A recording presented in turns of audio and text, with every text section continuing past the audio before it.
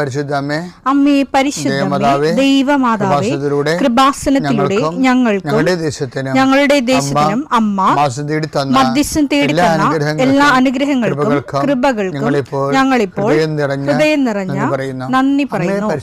അമ്മേ പരിശുദ്ധമേ, ദൈവമാതാവേ, 2004 ഡിസംബർ 7 ഉച്ചകഴിഞ്ഞ് 2:30 കൃപാസനത്തിൽ സംഭവിച്ച അമ്മയുടെ പ്രത്യക്ഷപ്പെടലിനെ കുറിച്ച് തിരുസഭയ്ക്ക് സമർപ്പിച്ചിരിക്കുന്ന പഠനരേഖകളുടെ മേൽ സഭാത്മകമായ പഠനം ആരംഭിക്കുവാൻ ഞങ്ങൾ പ്രാർത്ഥിക്കുന്നു.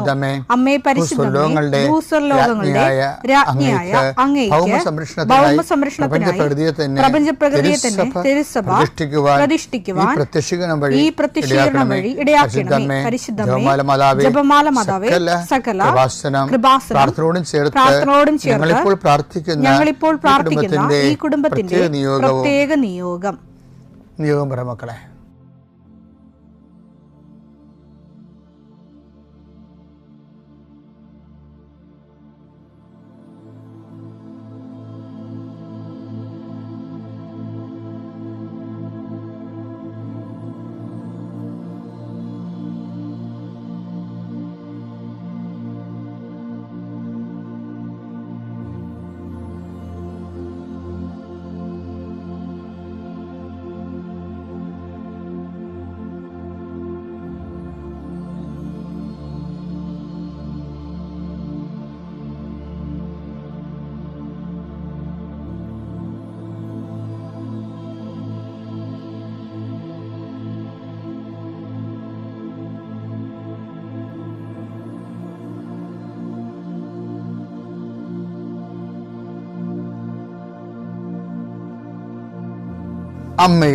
അമ്മയുടെ പ്രത്യക്ഷീകരണത്തിന്റെ ഈ അനുഗ്രഹവേളയിൽ ഞങ്ങൾക്ക് സാധിച്ചു തരുവാൻ കനിയണമേ. ആമേൻ. വിശ്വാസ പ്രമാണം. സർവശക്തനായ പിതാവും ആകാശത്തിന്റെയും ഭൂമിയുടെയും സൃഷ്ടാവുമായ ദൈവത്തിൽ ഞാൻ വിശ്വസിക്കുന്നു. അവിടുത്തെ ഏകപുത്രനും ഞങ്ങളുടെ കർത്താവുമായ ഈശോമിശിഹായിലും ഞാൻ വിശ്വസിക്കുന്നു. ഈ പുത്രൻ പരിശുദ്ധാത്മാവിനാൽ ഗർഭസ്ഥനായി കന്യകാമറിയത്തിൽ നിന്ന് പിറന്ന് പൊന്തിയോസ് പീലാത്തോസിന്റെ കാലത്ത് പീഡകൾ സഹിച്ച് കുരിശിൽ തറയ്ക്കപ്പെട്ട് മരിച്ച് അടക്കപ്പെട്ട് പാതാളങ്ങളിൽ ഇറങ്ങി മരിച്ചവരുടെ ഇടയിൽ നിന്ന് 3-ാം നാൾ ഉയർത്ത് സ്വർഗത്തിലേക്ക് എഴുന്നള്ളി സർവശക്തിയുള്ള പിതാവായ ദൈവത്തിന്റെ വലതുഭാഗത്തിരിക്കുന്നു. അവിടെ നിന്ന് ജീവിക്കുന്നവരെയും മരിച്ചവരെയും വിധിക്കുവാൻ വരുമെന്നും ഞാൻ വിശ്വസിക്കുന്നു. പരിശുദ്ധാത്മാവിലും ഞാൻ വിശ്വസിക്കുന്നു.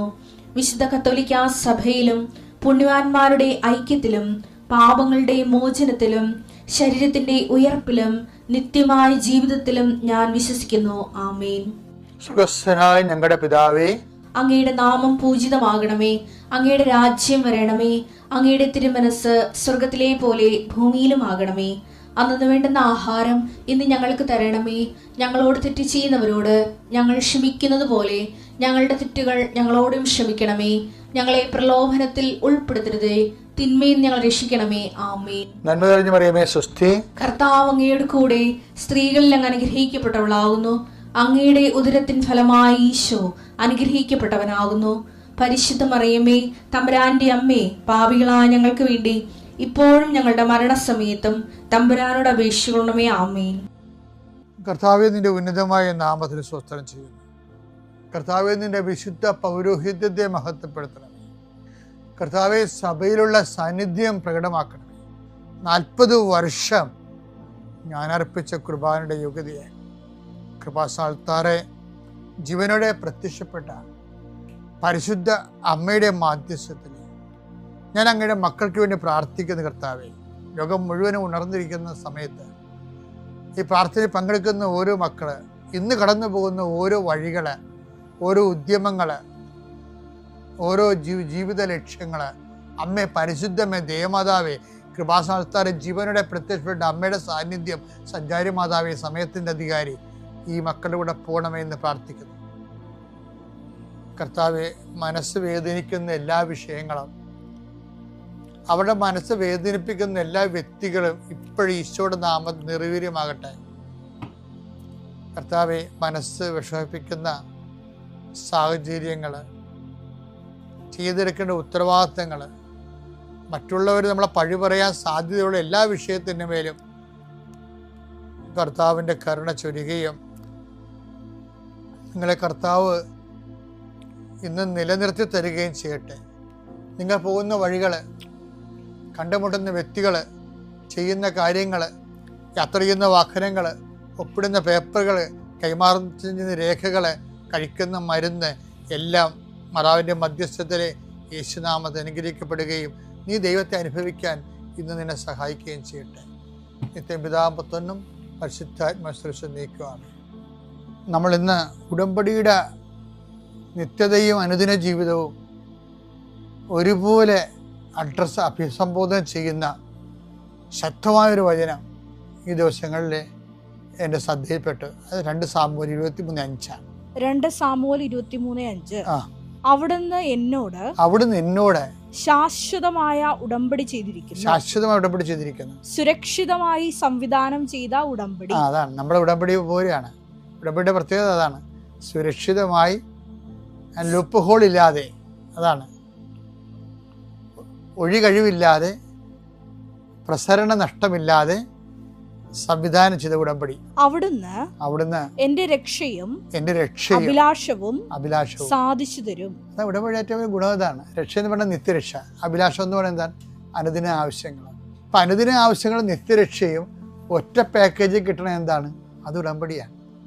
ഉടമ്പടിയിൽ ജീവിക്കുന്ന ആൾക്കാരെ വളരെ പെർഫെക്റ്റ് ആയിട്ടുള്ള ദൈവത്തിൻ്റെ പ്ലാനും പദ്ധതിയും അനുസരിച്ച് പരിശുദ്ധാത്മാവ് രൂപകൽപ്പന ചെയ്ത ദൈവാനുഭവത്തിൻ്റെ, ദൈവസംരക്ഷണത്തിൻ്റെ കൃപാസനത്തിലാണെങ്കിൽ നടക്കുന്നത് അതിനേക്കാൾ ശക്തമായ ഉടമ്പടിയാണ്. കാര്യം മാതാവാണ് ഇതിൻ്റെ പ്രയോക്താവും മാധ്യസ്ഥയും ഉടമ്പടിയുടെ. അപ്പം മരിയൻ ഉടമ്പടി എന്ന് പറയുന്ന കാരണം അതാണ്. ഒരു മനുഷ്യൻ്റെ ഭൗതികമായ ഇല്ലായ്മകളിലും പരിഹാരമാകാൻ ക്രിസ്തുവിനെ അതിൻ്റെ അകത്ത് ഭാഗമാക്കാക്കുന്നത് ഒരു മരിയൻ കാഴ്ചപ്പാടാണ്. അതാണ് യേശുവിൻ്റെ അമ്മ അവനോട് അവർക്ക് വീഞ്ഞില്ല എന്ന് പറയണത്. അവർക്ക് അവിടെ ഇല്ലായ്മ പറയേണ്ട ആൾ യേശു ആണെന്ന് ലോകത്തിന് ചൂണ്ടിക്കാണിക്കുന്നതും മറിയമാണ്. കാര്യം മറിയത്തിനെ ഹൃദയത്തിൽ സംഗ്രഹിച്ചു. മറിയം എന്താണ് ഹൃദയത്തിൽ സംഗ്രഹിച്ചതെന്ന് ഞാൻ എപ്പോഴും എന്നോട് തന്നെ ചോദിക്കും.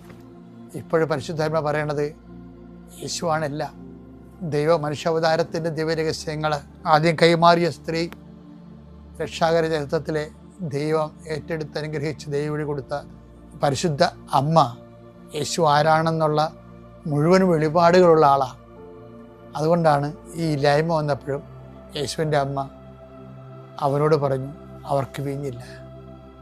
നമ്മുടെ ജീവിതത്തിൽ എന്ത് വന്നാലും മരിയൻ ഉടമ്പടിയിൽ എന്നും ഇതുപോലെ കനായിലെ കല്യാണത്തിൽ എന്നതുപോലെ നിൻ്റെ അമ്മ നിനക്ക് വേണ്ടി യേശുവിനോട് എന്നും നിനക്കത് ലഭിക്കുന്നത് വരെ അമ്മ നിൻ്റെ ആ ഉടമ്പടിയുടെ കാവൽക്കാരിയായിരിക്കും. അതുകൊണ്ടാണ് നമ്മൾ മരിയൻ മിഷൻ അവൻ പറയണ പോലെ. ഞാൻ തിരുവനന്തപുരം ജില്ലയിൽ നിന്നും വർക്കലയിൽ നിന്ന് വരുന്നു. ഞാനിവിടെ ഉടമ്പടി എടുക്കാൻ വന്നത് 2024 മാർച്ചാണ്.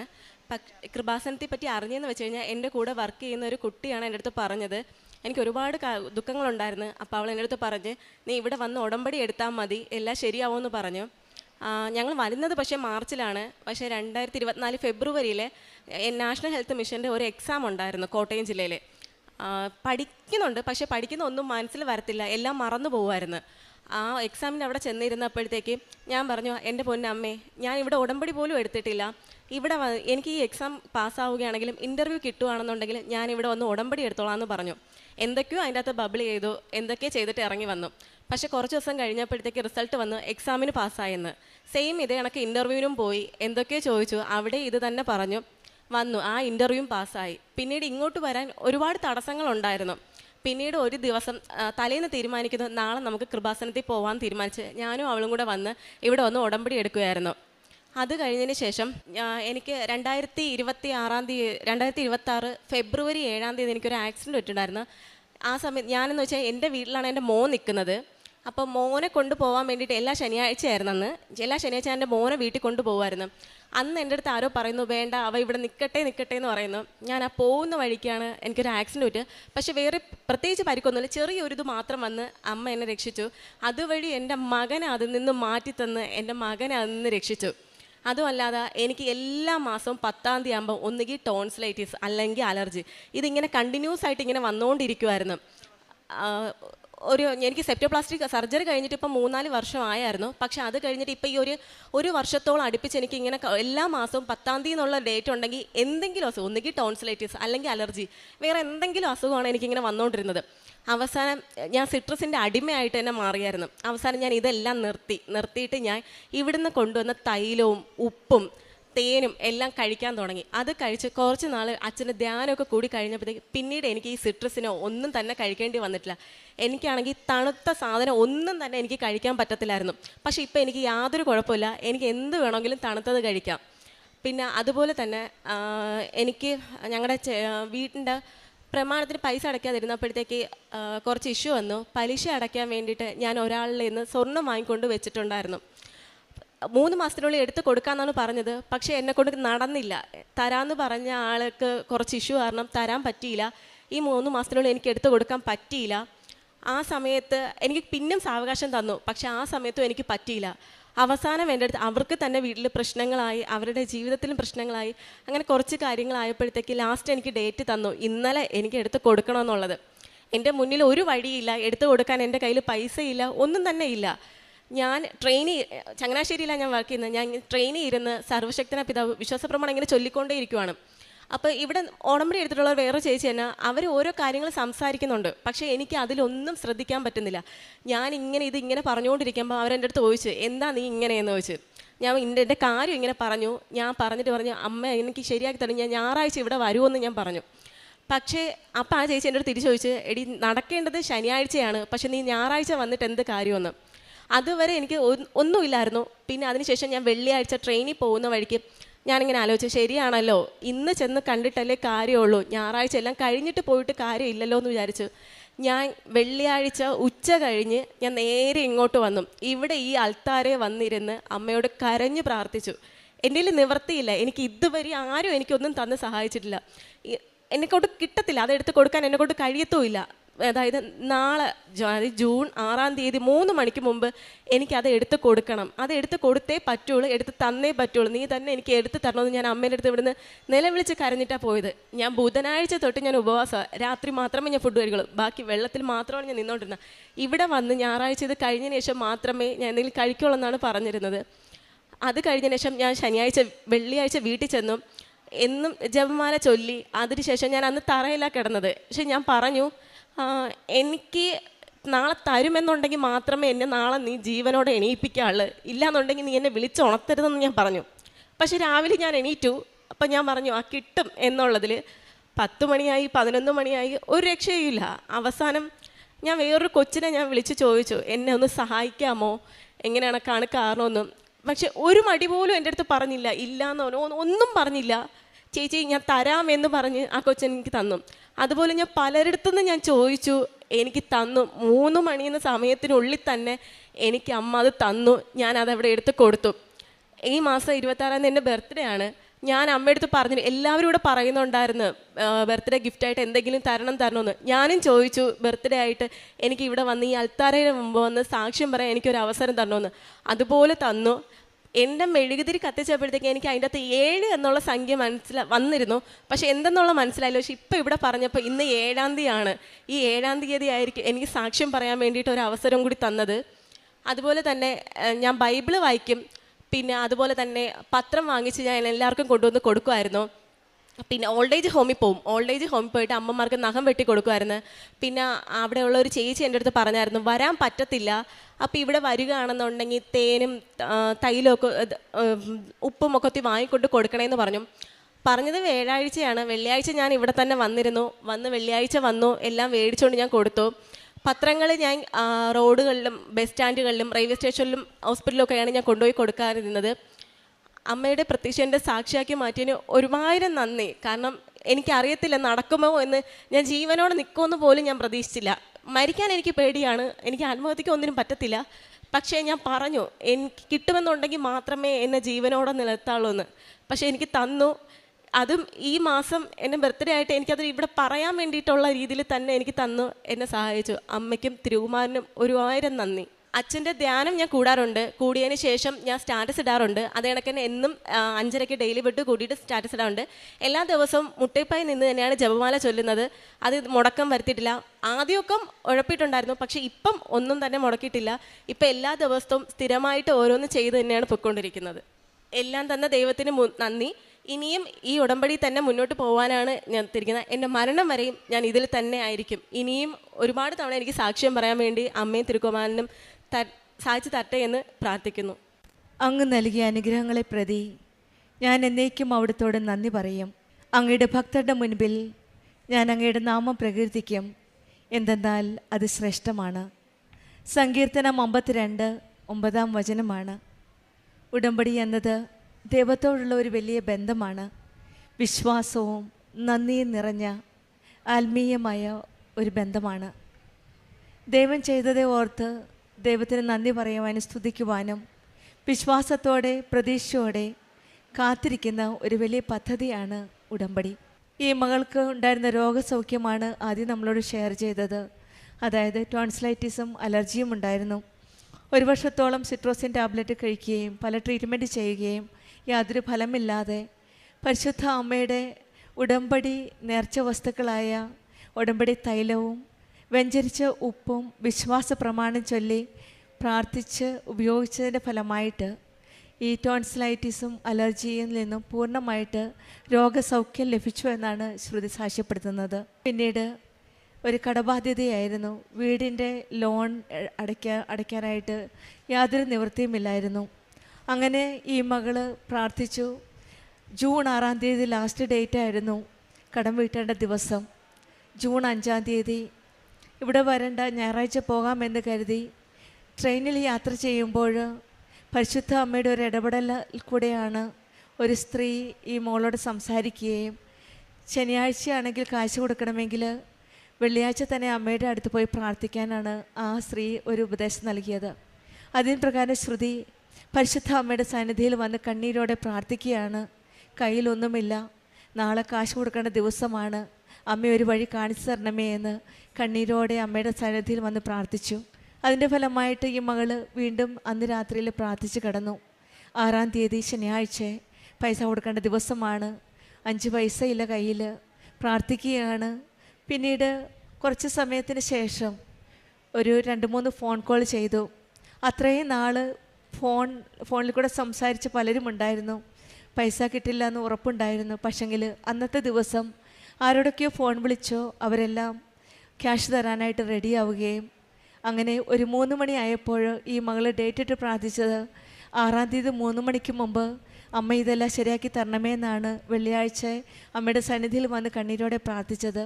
അതിൻ്റെ ഫലമായിട്ട് ആർക്കൊക്കെയോ ഫോൺ വിളിച്ചത് അവരൊക്കെ 3 മണിക്ക് മുൻപ് തന്നെ പൈസ അക്കൗണ്ടിലേക്ക് ട്രാൻസ്ഫർ ചെയ്യുകയും അങ്ങനെ ആ പറഞ്ഞ പ്രകാരം തന്നെ 6-ാം തീയതി തന്നെ ആ ലോൺ അടയ്ക്കുവാനുള്ള എല്ലാ സൗകര്യങ്ങളും നടത്താൻ സാധിച്ചു എന്നാണ് ഈ മകൾ ഇവിടെ സാക്ഷ്യപ്പെടുത്തുന്നത്. നിലവിളിച്ചപേക്ഷിക്കുമ്പോൾ ഉടമ്പടി മക്കളുടെ ജീവിതത്തിൽ ആ നിലവിളി കേൾക്കുന്ന ഒരു ദൈവമാണ് നമ്മുടെ കൂടെയുള്ളത്.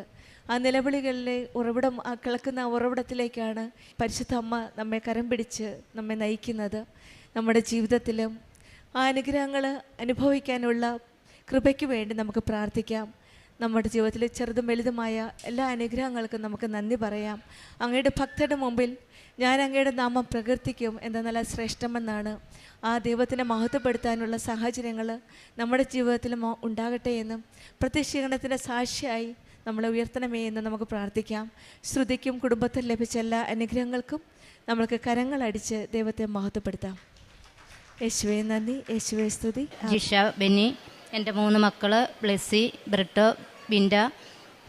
ഞാൻ വരുന്നത് കോട്ടയം ജില്ലയിലെ വാഴൂരിൽ നിന്നാണ്. എനിക്ക് പരിശുദ്ധ അമ്മ വഴി ആദ്യമായിട്ട് ലഭിച്ച അനുഗ്രഹം എന്ന് പറഞ്ഞാൽ എൻ്റെ മകൾ പഠിക്കാൻ ഒരുപാട് പുറകിലായിരുന്നു. അവൾക്ക് 10-ാം ക്ലാസ്സിലൊക്കെ മാത്സിനൊക്കെ മാർക്ക് തീരെ കുറവായിരുന്നു. ഞാൻ പരിശുദ്ധ അമ്മയോട് പ്രാർത്ഥിച്ചു. അതുപോലെ തന്നെ എല്ലാ ദിവസവും ഉടമ്പടി തൈലവും ഉപ്പും പരിശുദ്ധ കാശുരവും അവിടെ കൊടുത്തു വിടുമായിരുന്നു പരീക്ഷയ്ക്ക് പോകുമ്പോൾ. അങ്ങനെ പ്രാർത്ഥിച്ചതിൻ്റെ ഫലമായിട്ട് പരിശുദ്ധ അമ്മ അവൾക്ക് ഫുൾ A+ നൽകി അനുഗ്രഹിച്ചു. +1-നും +2-നും ഒക്കെ അവൾക്ക് നല്ല മാർക്ക് നൽകി. ഫുൾ A+ഉം അതുപോലെ തന്നെ 97% മാർക്ക് നൽകി അമ്മ മാതാവ് അനുഗ്രഹിച്ചു.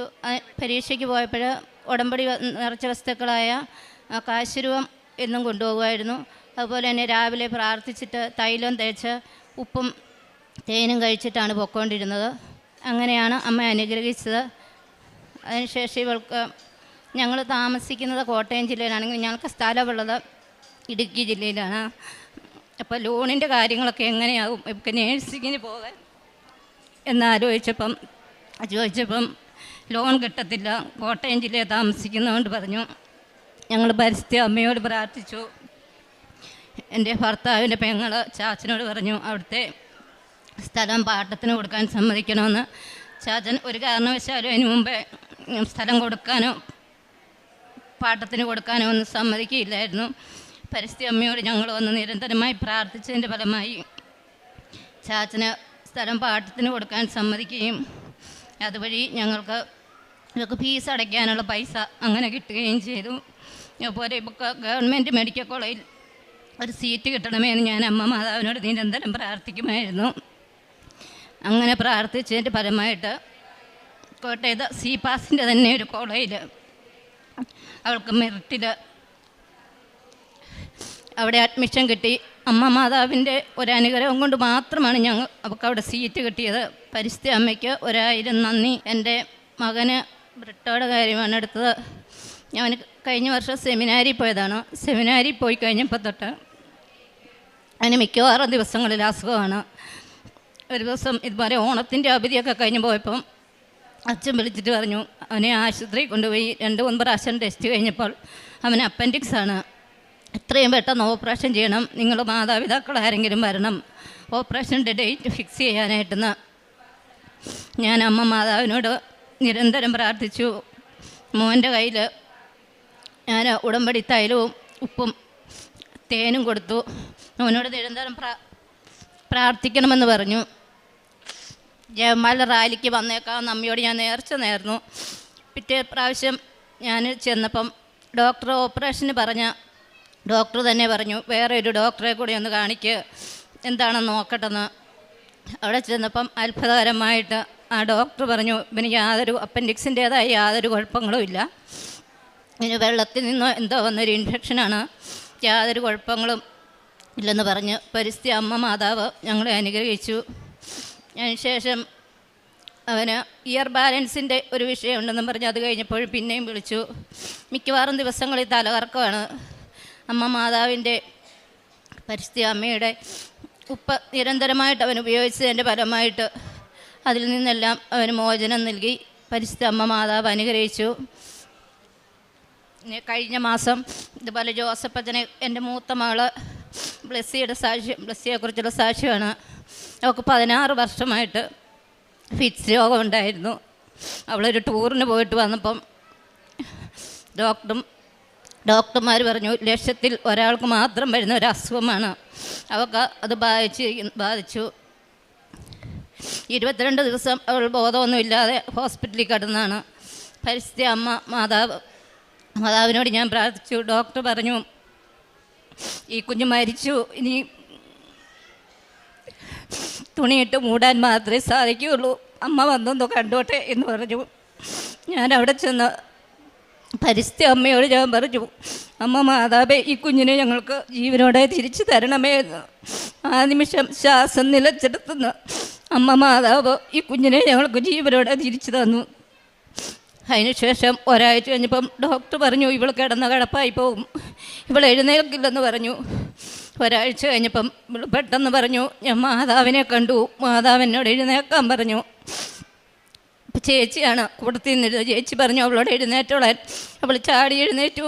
അന്ന് മുതൽ അവൾ മിടുക്കിയായിട്ട് യാതൊരു കുഴപ്പങ്ങളും ഇല്ലാതെ നടക്കുന്നു.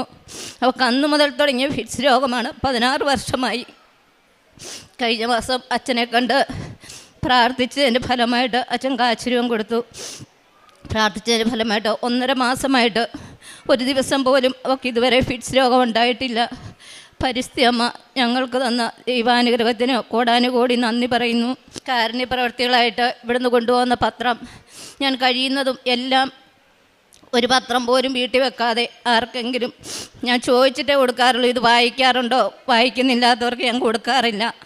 വായിക്കുന്നില്ലാന്ന് പറയുന്നവരോട് ഞാൻ തിരിച്ചു തരും. ഈ മാസത്തെ പത്രം കിട്ടിയെന്ന് പറഞ്ഞവർക്ക് ഞാൻ കൊടുക്കാറില്ല.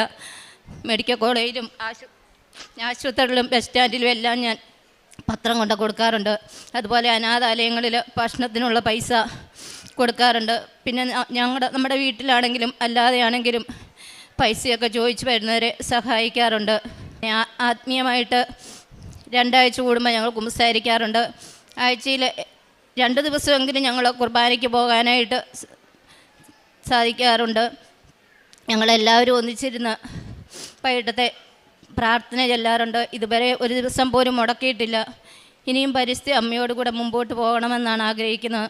അതുപോലെ തന്നെ പിള്ളേർ പരീക്ഷയ്ക്ക് പോയി കഴിഞ്ഞാലും ഇല്ലെങ്കിലും പോയി കഴിയുമ്പം തൊട്ട് ഞാനിരുന്ന് പരീക്ഷ കഴിഞ്ഞ് വരുന്നത് വരെ ഞാനിവിടുത്തെ കൊന്തയും അതുപോലെ എല്ലാ പ്രാർത്ഥനകളും പ്രത്യക്ഷീകരണ പ്രാർത്ഥന എല്ലാം ചൊല്ലി പ്രാർത്ഥിക്കും. അതുപോലെ രാവിലത്തെ 5:30 ഡെയിലി ബ്ലെസ്സിങ് അല്ലാതെയുള്ള അച്ഛൻ്റെ ടോക്കുകൾ എല്ലാം കേൾക്കാറുണ്ട്. ചൊവ്വാഴ്ച ദിവസങ്ങളിൽ എല്ലാ ധ്യാനവും കൂടി പറ്റുന്നിടത്തോളം ആളുകൾക്ക് ഷെയർ ചെയ്യാറുണ്ട്. ഞാൻ പറഞ്ഞ ഒരുപാട് പേര് ഇവിടെ വന്ന് കൃപാസനത്തിൽ വന്ന് ഉടമ്പടി എടുത്തിട്ടുണ്ട്. ഇത്രയധികം അനുഗ്രഹങ്ങൾ തന്ന പരിസ്ഥിതി അമ്മയ്ക്കും തിരുക്കുമാരനും കോടാനുകോടി നന്ദി. അവൻ സ്നേഹത്തിൽ എന്നോട് ഒട്ടി നിൽക്കുന്നതിനാൽ ഞാൻ അവനെ രക്ഷിക്കും. അവൻ എൻ്റെ നാമം അറിയുന്നതുകൊണ്ട് ഞാൻ അവനെ സംരക്ഷിക്കും. സങ്കീർത്തനം 91:14 വചനമാണ്. ദൈവത്തെ ഹൃദയത്തെ സ്നേഹിക്കുന്നവർ അവരെ ദൈവവും സ്നേഹിച്ച് ഒട്ടി നിൽക്കുകയാണ്. ഞാൻ അവനെ രക്ഷിക്കുമെന്നാണ് ദൈവം പറയുന്നത്. പ്രശ്നങ്ങളിൽ നിന്നും കഷ്ടതകളിൽ നിന്നുമുള്ള രക്ഷയാണ് ഉടമ്പടി മക്കളുടെ ജീവിതത്തിൽ ദൈവം വാഗ്ദാനം ചെയ്യുന്നത്. അവരെൻ്റെ നാമം അറിയുന്നു, അവരെന്നിൽ ഉറച്ചു വിശ്വസിക്കുന്നു. അതിനാൽ ഞാൻ അവരെ സംരക്ഷിക്കുമെന്നാണ് കർത്താവ് പറയുന്നത്. ഞാൻ അവരെ അനുഗ്രഹിക്കുമെന്നാണ്. ദൈവസ്നേഹവും വിശ്വാസവും ഉള്ളവരെ ദൈവം ഒരിക്കലും കൈവിടില്ല. ഉടമ്പടിയിൽ ദൈവത്തെ സ്നേഹിക്കുന്നവർക്ക് രക്ഷയും ഉയർച്ചയും ഉറപ്പാണ്. ജിഷ ബെന്നി എന്ന സഹോദരിയുടെ സാക്ഷ്യത്തിൽ മക്കൾക്ക് വേണ്ടിയാണ് ആദ്യം നിയോഗം സമർപ്പിച്ച് പ്രാർത്ഥിച്ചത്. മകൻ്റെ കാര്യമാണ്. പഠിത്തത്തിൽ ഈശോയുടെ അമ്മയുടെയും അനുഗ്രഹത്താലും ഉടമ്പടി വസ്തുക്കളുടെ ഉപയോഗത്താലും വിശ്വാസ പ്രമാണം ചൊല്ലി പ്രാർത്ഥിച്ചതിൻ്റെ ഫലമായിട്ട് ക്ലാസ് 10ലും +2ലും ഫുൾ A+ നൽകിയാണ് ഈശോയും അമ്മയും ഈ മകനെ അനുഗ്രഹിച്ചത്. പിന്നീട് മകളുടെ നഴ്സിംഗ് പഠനത്തെ പറ്റിയായിരുന്നു.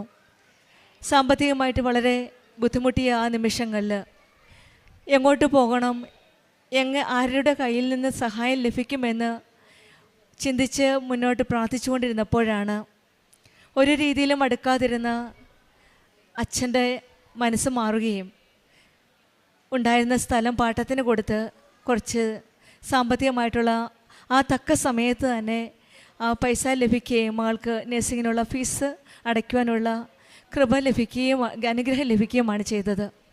ഇവിടെ ഈശോയുടെ അമ്മയുടെ ഒരു വലിയ ഇടപെടലാണ് ഈ മകളുടെ ജീവിതത്തിൽ. അത് തന്നെയുമല്ല, ഗവൺമെൻറ് മെഡിക്കൽ കോളേജിൽ തന്നെയാണ് ഈ മകൾക്ക് സീറ്റ് കിട്ടിയത്. ഒരു പക്ഷേ സ്നേഹത്തിൽ അവരോട് എന്നോട് ഒട്ടി നിൽക്കുന്നതിനാൽ ഞാൻ അവരെ രക്ഷിക്കുമെന്ന് പറഞ്ഞത് ഇതായിരിക്കാം. യാതൊരു മാർഗവും ഇല്ലാതാവുമ്പോൾ എങ്ങോട്ട് പോവും, എങ്ങനെ മുന്നോട്ട് നയിക്കും, എന്ത് ചെയ്യണമെന്നറിയാതെ നോക്കി നിൽക്കുമ്പോഴാണ് ഈശോയും അമ്മയും പുതിയ വഴി തുറന്ന് നൽകുന്നത്. അങ്ങനെയാണ് ഈ മകള് ഗവൺമെൻറ് മെഡിക്കൽ കോളേജിൽ നഴ്സിങ്ങിനായിട്ട് പഠനം ആരംഭിച്ചത്. പിന്നീടുള്ള മകൻ്റെ കാര്യമാണ്. സെമിനാരിയിൽ പോയി അപ്പൻഡിക്സ് ആണെന്ന് പറഞ്ഞുകൊണ്ട് സർജറി ചെയ്യാനാണ് വീട്ടിൽ തിരിച്ചെത്തിയത്. അമ്മ ഉടമ്പടിയിലാണ്. നേർച്ച വസ്തുക്കളായ ഉടമ്പടി തൈലവും ഉടമ്പടി ഉപ്പും തേനും മകന് കൊടുത്ത് വിശ്വാസ പ്രമാണം ചൊല്ലി പ്രാർത്ഥിച്ച് വീണ്ടും ഹോസ്പിറ്റലിൽ ചെക്കപ്പിന് പോയി. അപ്പോഴാണ് ഡോക്ടർ പറഞ്ഞത്, ആദ്യം അപ്പൻഡിക്സ് തന്നെയാണെന്നാണ് കൺഫേം ചെയ്തത്. പക്ഷേ വീണ്ടും ഡോക്ടറിനൊരു ഡൗട്ട് തോന്നി. വേറൊരു ഡോക്ടറെ കാണുവാനായിട്ട് നിർദ്ദേശിച്ചു. അങ്ങനെ ആ ഡോക്ടർ കണ്ടതിൻ്റെ പ്രകാരം അത് ഒരു വാട്ടർ ഇൻഫെക്ഷൻ ആണെന്ന് പറഞ്ഞു. അങ്ങനെ ആ സർജറി ഇല്ലാതെ തന്നെ ഈ മകൻ സുഖം പ്രാപിക്കുകയായിരുന്നു. അതുപോലെ തന്നെയാണ് ഇയർ ബാലൻസിൻ്റെ കാര്യവും. ഈശോയുടെ അമ്മയോടും ചേർന്ന് നിന്ന് ഈ മക്കളും അമ്മയും പ്രാർത്ഥിച്ച് വിശ്വാസത്തോടെ വിശ്വാസ പ്രമാണം ചൊല്ലി പ്രാർത്ഥന ഫലമായിട്ട് ആ രോഗത്തിനും സൗഖ്യം ലഭിക്കുകയായിരുന്നു. മൂത്തമകളുടെ കാര്യവും 16 വർഷത്തോളം ഉണ്ടായിരുന്ന ഫിറ്റ്സാണ്. 22 ദിവസം ഹോസ്പിറ്റലിൽ കിടന്നപ്പോൾ യാതൊരു രക്ഷയുമില്ല. ഇനി പ്രതീക്ഷയ്ക്ക് വകയില്ല എന്ന് തോന്നിയ നിമിഷങ്ങളിൽ ഡോക്ടേഴ്സ് പറഞ്ഞു, ഈ മകൾ ഇനി രക്ഷപ്പെടാൻ സാധ്യത കുറവാണ് എന്നാണ് ഡോക്ടർ എഴുതി തള്ളിയത്. പക്ഷേങ്കിൽ ഇവിടെയും ഈ അമ്മയും മക്കളും കണ്ണീരോടെ പ്രാർത്ഥിച്ചപ്പോഴും ഉടമ്പടി വസ്തുക്കളായ നേർച്ച വസ്തുക്കളായ ഉടമ്പടി തൈലവും കാശുരൂപവും ഉടമ്പടി ഉപ്പും തേച്ച് പ്രാർത്ഥിച്ചതിൻ്റെ ഫലമായിട്ട് ഈ മകൾ തന്നെ ഒരു സ്വരം ശ്രവിക്കുകയാണ്. മാതാവിനെ കണ്ടു, അമ്മ എന്നോട് എഴുന്നേക്കാൻ പറഞ്ഞു എന്നാണ് ഈ മകൾ പറഞ്ഞത്. അങ്ങനെ ആ സ്വരം ശ്രവിച്ചതിൻ്റെ ഫലമായിട്ട് അങ്ങനെ എഴുന്നേറ്റ് അമ്മയുടെ സ്വരം ശ്രവിക്കുക എന്ന് പറഞ്ഞാൽ അത് അമ്മയുടെ സാന്നിധ്യം തന്നെയാണ്. അമ്മ തന്നെയാണ് അവിടെ ഇടപെട്ടത്. ആ ഇടപെടലിലൂടെയാണ് ഈ മകൾ ഇന്ന് അമ്മയുടെ കൂടെ അമ്മയുടെ സഹോദരങ്ങളുടെയും കൂടെ പരിശുദ്ധ അമ്മയുടെ പ്രത്യക്ഷീകരണത്തിൻ്റെ സാക്ഷിയായിട്ട് അമ്മയുടെ സാന്നിധ്യത്തിൽ വന്നിരിക്കുന്നത്. ഈശോയുടെ അമ്മയോടും ചേർന്ന് നിൽക്കുമ്പോൾ ഈശോയ്ക്ക് നമ്മളെപ്പറ്റി ഇങ്ങനെ പറയുവാൻ സാധിക്കുമെങ്കിൽ അതൊരു വലിയ അനുഗ്രഹമാണ്. അവൻ സ്നേഹത്തിൽ എന്നോട് ഒട്ടി നിൽക്കുന്നതിനാൽ ഞാൻ അവനെ രക്ഷിക്കുമെന്നാണ് ദൈവം പറയണത്. നമ്മുടെ ജീവിതത്തിലും ഈശോയുടെ അമ്മയോടും ചേർന്ന് നിന്നാൽ ഒട്ടി നിൽക്കുവാൻ ഉള്ള കൃപ ലഭിക്കട്ടെ എന്ന് പ്രാർത്ഥിക്കാം. നമ്മുടെ ജീവിതത്തിലെ ഭയങ്ങളിൽ വിശ്വാസവും സംശയങ്ങളിൽ ദൈവം എന്നെ വിടുവിക്കും, ദൈവം എന്നെ രക്ഷിക്കുമെന്ന പൂർണ്ണ വിശ്വാസം പൂർണ്ണ ഉറപ്പും ഉണ്ടെങ്കിൽ നമ്മുടെ ഉടമ്പടി ജീവിതത്തിൽ കൂടുതൽ തീഷ്ണതയോടെ ഈശോയുടെ കരം പിടിച്ച് മുന്നോട്ട് നയിക്കുവാൻ ഈശോ നമ്മെ സഹായിക്കും, നമ്മെ രക്ഷിക്കും. നമ്മുടെ ഉടമ്പടി ജീവിതത്തിൽ ഈശോയോട് ഒട്ടി നിൽക്കുവാനുള്ള കൃപയ്ക്കായി നമുക്ക് പ്രാർത്ഥിക്കാം. നമ്മളെപ്പറ്റി ഈശോ ഇങ്ങനെ പറയുവാനുള്ള ഒരവസരം ലഭിക്കുവാനായിട്ട് നമുക്ക് പ്രാർത്ഥിക്കാം. അവൻ സ്നേഹത്തിൽ എന്നോട് ഒട്ടി നിൽക്കുന്നതിനാൽ ഞാൻ അവനെ രക്ഷിക്കും, അവൻ എൻ്റെ നാമം അറിയുന്നതുകൊണ്ട് ഞാൻ അവനെ സംരക്ഷിക്കുമെന്ന് ആ വചനം കേൾക്കുവാനായിട്ട് നമുക്ക് കാതോർത്തിരിക്കാം. ജിഷ ബെന്നിക്കും കുടുംബത്തിന് ലഭിച്ച ഈ വലിയ അനുഗ്രഹങ്ങൾക്ക് നമുക്ക് കരങ്ങൾ. എൻ്റെ ഹസ്ബൻഡ് ലാലപ്പൻ മൈനാപ്പള്ളി ഇടവകയിൽ നിന്ന് വരുന്നു. Malankara Syrian Catholic, Saint Thomas Malankara Syrian Catholic Mainappally ഇടവകയിൽ നിന്നാണ് വരുന്നത്. ഞാൻ വർക്ക് ചെയ്യുന്നത് കുവൈറ്റിലാണ്.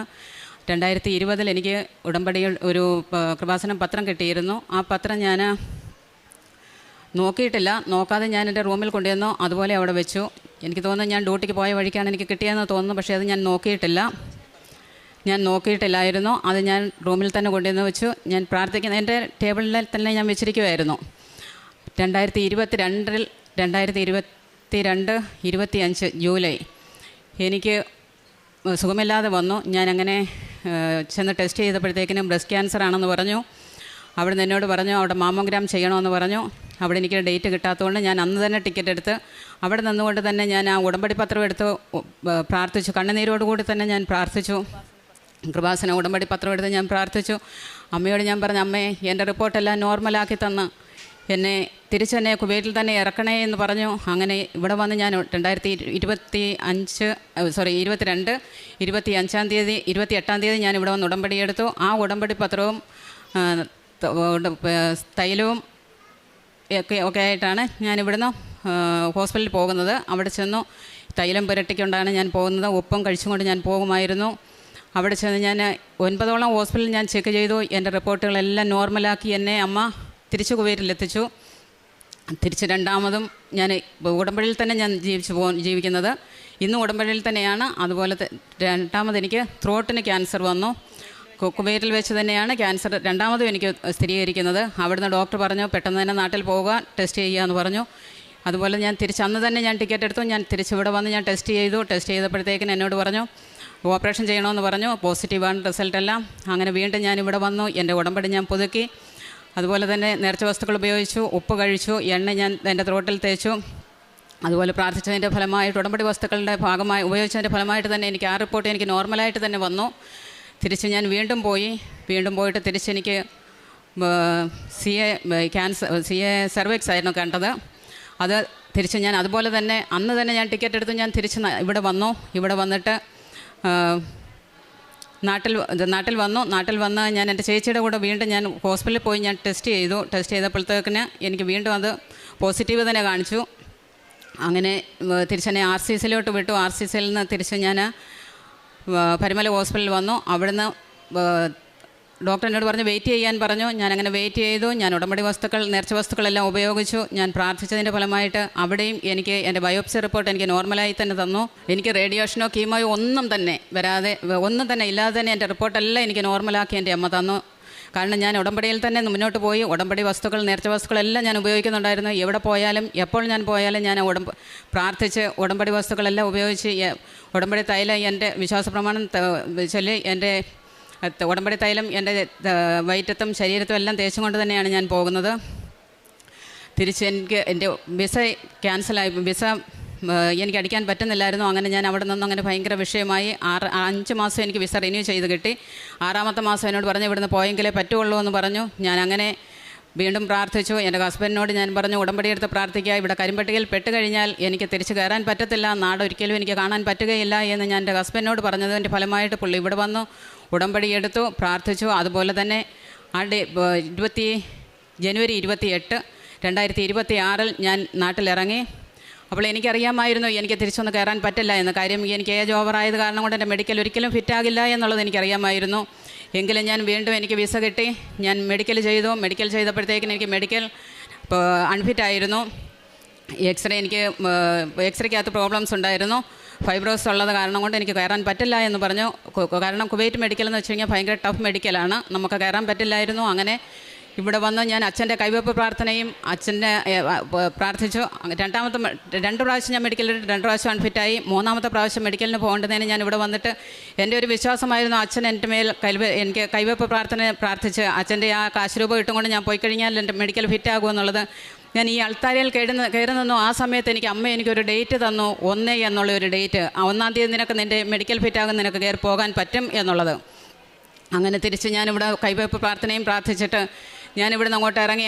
അവിടെ ചെന്നപ്പോഴത്തേക്കിന് ഒരു ആൻറ്റിയന്, ഒരു കൊച്ച് അമ്മ ഈ നീല വസ്ത്രം ഇട്ടും കൊണ്ട് വന്നിട്ട് എന്നോട് പറഞ്ഞു മോളെ ഒരു പത്രം തരുമോ എന്ന് ചോദിച്ചു. ഞാൻ പത്രം കൊടുത്തു. അത് കഴിഞ്ഞപ്പോഴത്തേക്ക് എന്നോട് എണ്ണ ചോദിച്ചു. ഉടമ്പടി തൈലം എനിക്ക് കൊടുക്കാനായിട്ടൊരു വിഷമം ഉണ്ടായിരുന്നു. ഞാൻ പറഞ്ഞ ചേച്ചിക്ക് ഞാനൊരു കാര്യം ചെയ്യും, ഞാനിവിടുന്ന് ഉപ്പും പിന്നെ തേൻ വാങ്ങിച്ച് തരാമെന്ന് പറഞ്ഞപ്പോൾ അവർ പറഞ്ഞു തേൻ മതിയെന്ന് പറഞ്ഞു. അങ്ങനെ ഞാൻ തേൻ വാങ്ങിച്ചു കൊടുത്തു. അപ്പോൾ എന്നോട് പറഞ്ഞു പൈസ തരാമെന്ന് പറഞ്ഞു. ഞാൻ പറഞ്ഞു വേണ്ട, എനിക്ക് പൈസ വേണ്ട എന്ന് പറഞ്ഞു. ഞാൻ പോയി വീട്ടിൽ ചെന്ന് ഞാൻ പിറ്റേന്ന് ഞാൻ മെഡിക്കലിന് പോയി. 1-ാം തീയതി ഞാൻ മെഡിക്കലിന് പോയി. ആ മെഡിക്കൽ എനിക്ക് ഫിറ്റായി. ഞാൻ വിസ സ്റ്റാമ്പിങ്ങിനും കൊടുത്തിട്ടാണ് ഞാനിവിടെ വന്നിരിക്കുന്നത്. ഇപ്പം നാളെയോ മറ്റന്നാളോ എനിക്ക് എൻ്റെ വിസ കിട്ടും, ഞാൻ കയറി പോവുകയും ചെയ്യും. ദൈവം ഇപ്പം ഞാൻ ഇത്രയും എന്നെ അനുഗ്രഹിച്ച എൻ്റെ മാതാവാണ്. ഞാനിവിടെ വന്ന് ഉടമ്പടിയെടുത്തു. ഉടമ്പടി വസ്തുക്കളെല്ലാം ഉപയോഗിച്ചതിൻ്റെ ഫലമായിട്ട് തന്നെയാണ് എനിക്ക് ഇത്രയെല്ലാം എൻ്റെ അമ്മ മാതാവ് എനിക്ക് നേടിത്തന്നത്. പത്രം വാങ്ങിച്ചിട്ട് ഞാൻ 3 സ്ഥലത്തെ ഞാൻ കൊടുത്തിട്ടുള്ളൂ. ഒന്ന് ഞാൻ റെയിൽവേ സ്റ്റേഷനിൽ കൊടുത്തു. എറണാകുളം വരെ റെയിൽവേ സ്റ്റേഷൻ ഞാൻ കൊണ്ടുവന്ന് കൊടുത്തിട്ടുണ്ട്. അതുപോലെ ബസ് സ്റ്റാൻഡിൽ, ഓട്ടോ സ്റ്റാൻഡിൽ, ഈ 3 3 ദിവസം കൊണ്ട് ആ 3 പേർക്കെട്ട് പത്രവും ഞാൻ തീർത്തു. ഒരിടത്ത് പത്രം കൊടുത്തപ്പോൾ ഒരാൾ എന്നോട് പറഞ്ഞു ഞാൻ ഇതിൽ വിശ്വസിക്കത്തില്ല എന്ന് പറഞ്ഞു. അങ്ങനെ പുള്ളി എന്നോട് ഒരുപാട് ബൈബിളിലെ കാര്യങ്ങളൊക്കെ എന്നോട് പറഞ്ഞു. ഞാനൊന്നും മിണ്ടിയില്ല. ഞാൻ പിന്നെ പുള്ളിയെ പറഞ്ഞ് മനസ്സിലാക്കി കൊടുത്തു. പിന്നെ കാരുണ്യ പ്രവർത്തികളെന്ന് പറയുന്നത് ഒരു കുട്ടിക്ക് ഒരു വീട് വെച്ച് അതിനെ അവിടെ 14-ാം തീയതി അതിനെ പാലുകാച്ചി നടത്തി അതിനെ അവിടെ താമസിപ്പിക്കാൻ എനിക്ക് സാധിച്ചു. പിന്നെ പൊതിച്ചോറ് കൊടുക്കും. അതുപോലെ തന്നെ പിന്നെ ഒരുപാട് എൻ്റെ മുന്നിൽ കൈ നീട്ടുന്ന ഒരാളെ ഞാൻ ഇന്നുവരെയും കൈവിട്ടിട്ടില്ല. അവർക്ക് എന്തെങ്കിലും എന്നാൽ കഴിയുന്നതെല്ലാം ഞാൻ ചെയ്യുന്നുണ്ട്. പിന്നെ ഞാൻ 15 ദിവസം കൂടുമ്പോൾ ഞാൻ കുമ്പസാരിക്കുന്നുണ്ട്. എല്ലാ വെള്ളിയാഴ്ചയിലും ഞാൻ കുടുംബ പ്രാർത്ഥനയിൽ പങ്കുചേരുന്നുണ്ട്. ഞായറാഴ്ചയിൽ ഞാൻ കുർബാനയിൽ പങ്കുചേരുന്നു.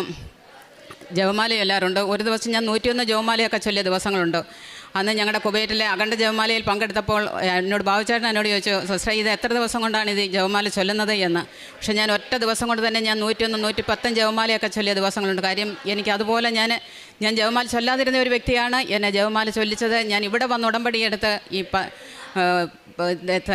ഉടമ്പടി തൈലം എല്ലാം ഉപയോഗിച്ചതിൻ്റെ ഫലമായിട്ട് ഒരുപാട് എനിക്ക് സമയം കിട്ടുമ്പോഴെല്ലാം ഞാൻ ജപമാല ചൊല്ലി ഞാൻ പ്രാർത്ഥിക്കാറുണ്ട്. ബാക്കി പിന്നെ എൻ്റെ ഹസ്ബൻഡ് പറയും. എൻ്റെ പേര് ലാലപ്പൻ, ഞാൻ ശാസ്താംകോട്ടയിൽ നിന്നാണ്. എൻ്റെ വൈഫിൻ്റെ പ്രോബ്ലം എല്ലാവരും പറഞ്ഞ് മനസ്സിലായി. പക്ഷേ എങ്കിൽ തന്നെ പൂർണ്ണമായിട്ട് ഞാൻ വിശ്വസിച്ചു. ഞാനിവിടെ ഉടമ്പടിയൊക്കെ എടുക്കുന്നുണ്ട്.